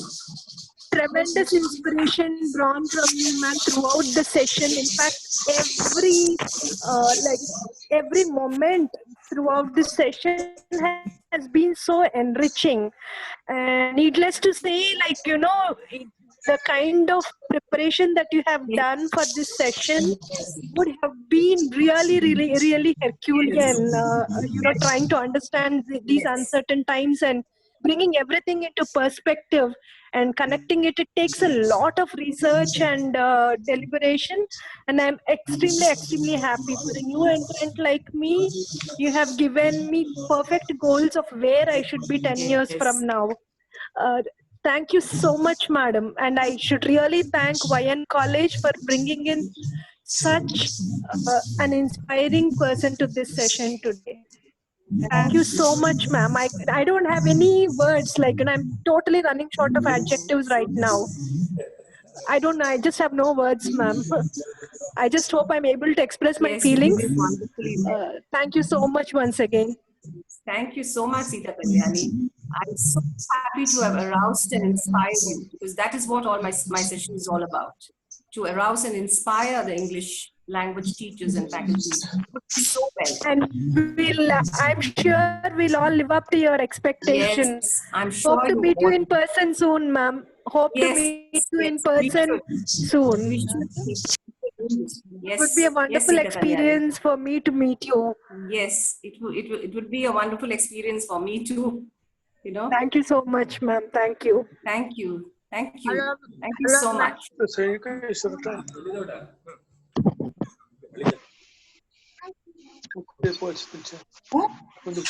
Hello. Hello. Hello, ma'am. Hello. Yes, hello. Ma'am, English language is very important, ma'am, to speak in public.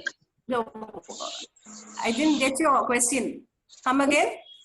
Is English language very important to speak in public? In certain situations, English language comes to our rescue, but not always. If you want to have your voice heard, you can express yourself in any language that is close to your heart. So I feel you should express yourself in a language that you think with. It's very important, that, see, in my case, I think in English, even though my mother tongue is Malayalam, and I love Tamil, but I think in English, and every day I am delving into language, new words, the language used, and trying to better myself every day, because learning never ends. So I feel you should express yourself, whether it be in writing or speaking, in the language that you think in. And that will give you confidence. Ma'am, I have a question. Ma'am? Yes, sir. Yes. This is Emmanuel speaking from Muscat. Yes, sir. Yeah, my question to you is, now at the moment, most of the English candidates turn to only English language teachers. I can't follow you, sir. You have to be more clear. Can you hear me? Yeah, I can hear you now. Okay.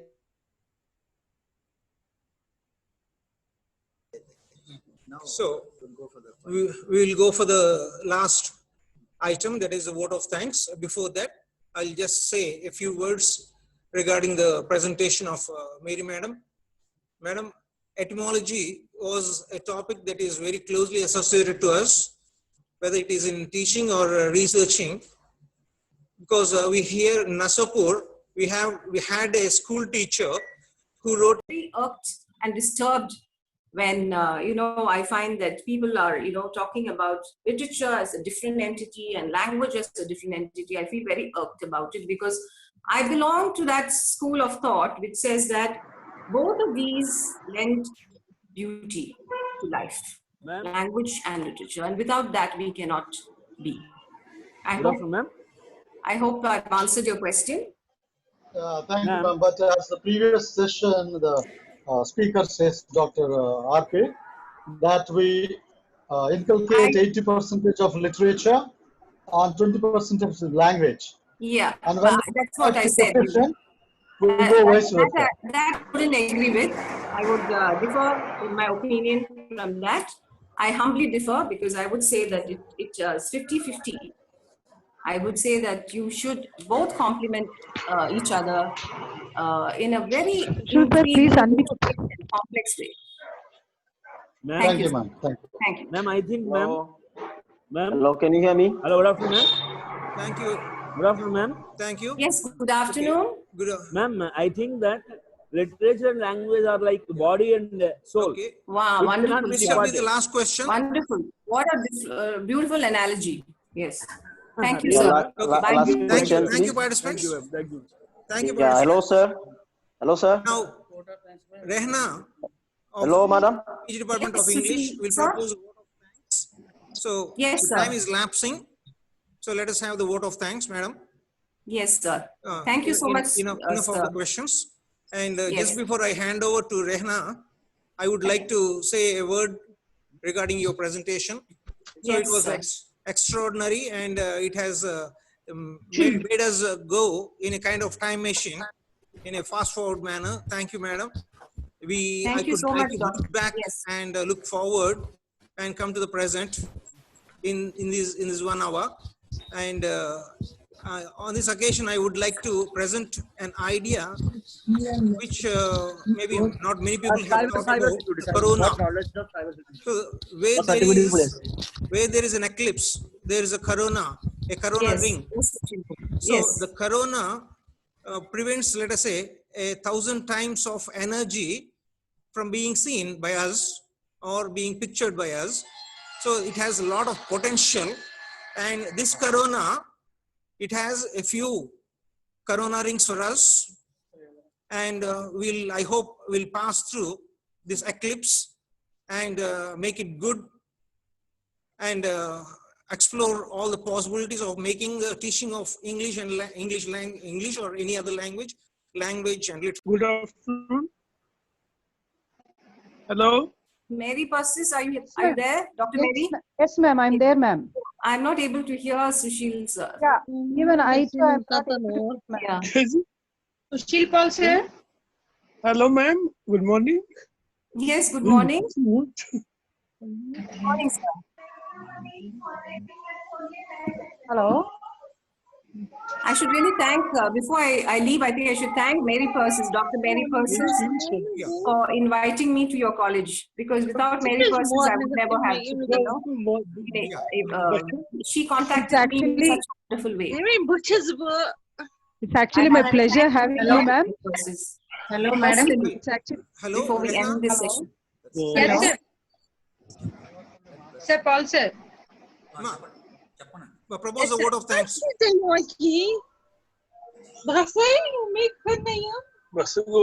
Madam, propose a vote of thanks. Okay, sir. Ladies and gentlemen, a very good afternoon to all. I am Rehana Begum Mirza, lecturer in teaching. It gives me an immense pleasure to the vote of thanks On behalf of this esteemed institution, I would like to thank Secretary and Correspondent of our college, Dr. C. Satyanarayana Rao sir, for his encouragement in organizing this webinar. I am also thankful to our principal, Ms. S.M. Maheshwari Madam, for her vision and work. I to express our profound gratitude to in-charge director of our college, R. Padasarthi, for his moral support and guidance. I would like to thank our distinguished speakers, Professor C.H.K. Rajendra Prasad University and Dr. Mary Thomas ma'am from Dr. MGR University, Chennai, for making presentation and making this webinar interesting and to Dr.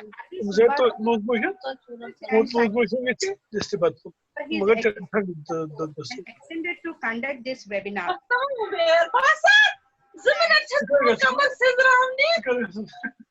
And faculty members this webinar. I would also people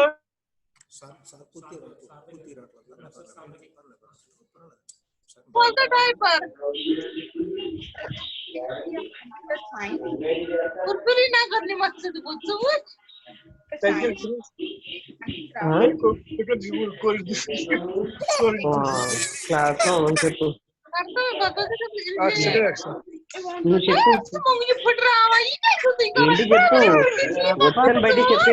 Subarav sir.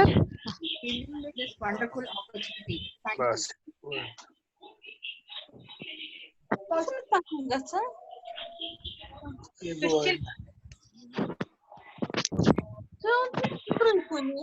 Sushil Paul sir. Are you online now?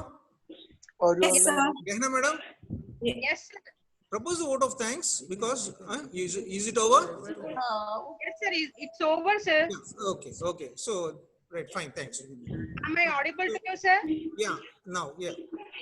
Okay, so thank you once again on behalf of the institution. I thank Professor Ramsad and Professor Mary Thomas for the wonderful session.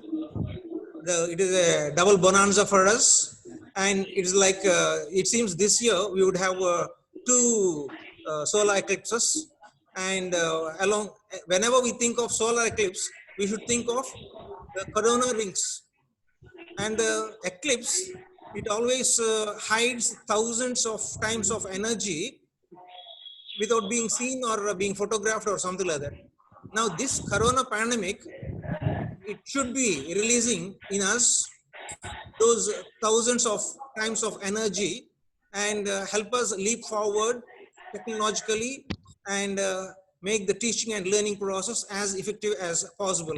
So not many people may have thought about the significance of the title Corona, whether it is for the pandemic or maybe for the, in a general way regarding this seminar. But that was one of the background ideas for me, that we can have many Corona rings through this pandemic period and leap forward into the future and make the Sir, I would like to have as effective as possible. Yes, ma'am. Okay. Sir, I would like to have a word with Mary ma'am. Oh, sure. Madam, Dr. Mary ma'am. Yes. I feel very much delighted to listen to your presentation as well as Rajendra Prasad sirs. And I'm very happy to have you with us, ma'am. And thank you that you have readily accepted our invitation. So in this regard, I'm very happy, ma'am. Thank you. Thank you for being with us. For inviting me and to this session. Thank you so much. Thank you, ma'am. Thank you, ma'am. Thank you, sir. Yes, sir. Sushil, sir. Yeah. Okay. Thank you, Rehna. Thank you, Mary madam. And thank you, Sushil, sir. Thank you. Thank you, sir. Yeah. Thank you, Professor Ramsad and Professor Mary Thomas madam. We would love to be in association with you and work further through years to come. Thank you, ma'am. Thank you, sir. Thank you. Thank you. Have a lovely day. Thank you. Thank you, ma'am. Thank you, sir. Thank you for your Thank you. participation and without much disturbance or interference, and especially because this is a a very long session with the two wonderful speakers, engaging your attention for 3 hours or so. Thank you. Thank you. And I should say one last word, please. The response for this seminar, this webinar, was extraordinary because on the very first day of posting the link, within 8 hours we had 700 registrations, and by today morning we had almost 1,000 registrations, and about 400 people entered the link today morning. Amazing, sir. Amazing. Amazing. Amazing work for the technical team and you. Yeah, so it's a. And I thank you and the technical team too. Yeah, thank you. Paul? You did a wonderful job. Yes, Sushil Paul? Thanks Yes, the sir, technical yes, sir. team. Can I have a word? Yeah, yes, sure, sir. Yeah, I would like to appreciate Dr. Mary Thomas for her Yes, sir. wonderful Yes, sir, presentation. please. And I see participants appreciating her voice. No. And I wish I had that voice. Okay. But otherwise also very focused presentation. So I appreciate. Thank you, sir. That. Thank you And, so much. yeah, it's a Rajendra nice Prasad, meeting sir. you through this webinar. Yes. And really. I must say I learned a little bit from this from your presentation. It's my humble thanks to you, sir. You're such a great man. Yeah. And I'm so And I'm coming really to humble. Paul and other members of the team, it was really a wonderful Yes, session and a good opportunity for me yes, sir. to learn a little bit about webinars. Yes. Because this is my maiden performance on the Oh, webinar. really? Yeah. Okay. Thank you. And I Thank thank the It management. came out well, sir. It came out well, Prasad, sir. Thank you, madam. It was And very I thank, yeah. Dr. It was well Chellavelli, sir. presented. Yes. And Rajendra sir, Yes. just a minute. And I would like to say, Madam's talk has taken us to Theodore Garu's book, Etymology, on etymology. You remember Theodore Garu? Yeah, I remember. Yeah. Yes. Did you have a copy of that, sir? No, I don't have, but I know that You he know did of a that. wonderful Yeah. work. Okay. Yeah. So, what Madam has inspired is a kind of rekindling. She was talking about the word kindle. Yeah. Yeah. Yes. So Yes. she rekindled the etymological interest in me. Yeah. Thank Exactly. you very much, ma'am. So also, Professor Rajendra, as always, I keep telling your presentation is always comprehensive, and now it is most comprehensive. Yes. Thank you. Thank you. Thank you for nice words. How to go about the Thank you, sir. day-to-day business of teaching online now? Yes. Thank you. Thank Yes. you. Bye bye. Your presentation is of a wonderful research level. Thank you. Thank you. Much, both of you. Thank you. Thank you so much, sir. Thank you so much, sir. Thank you.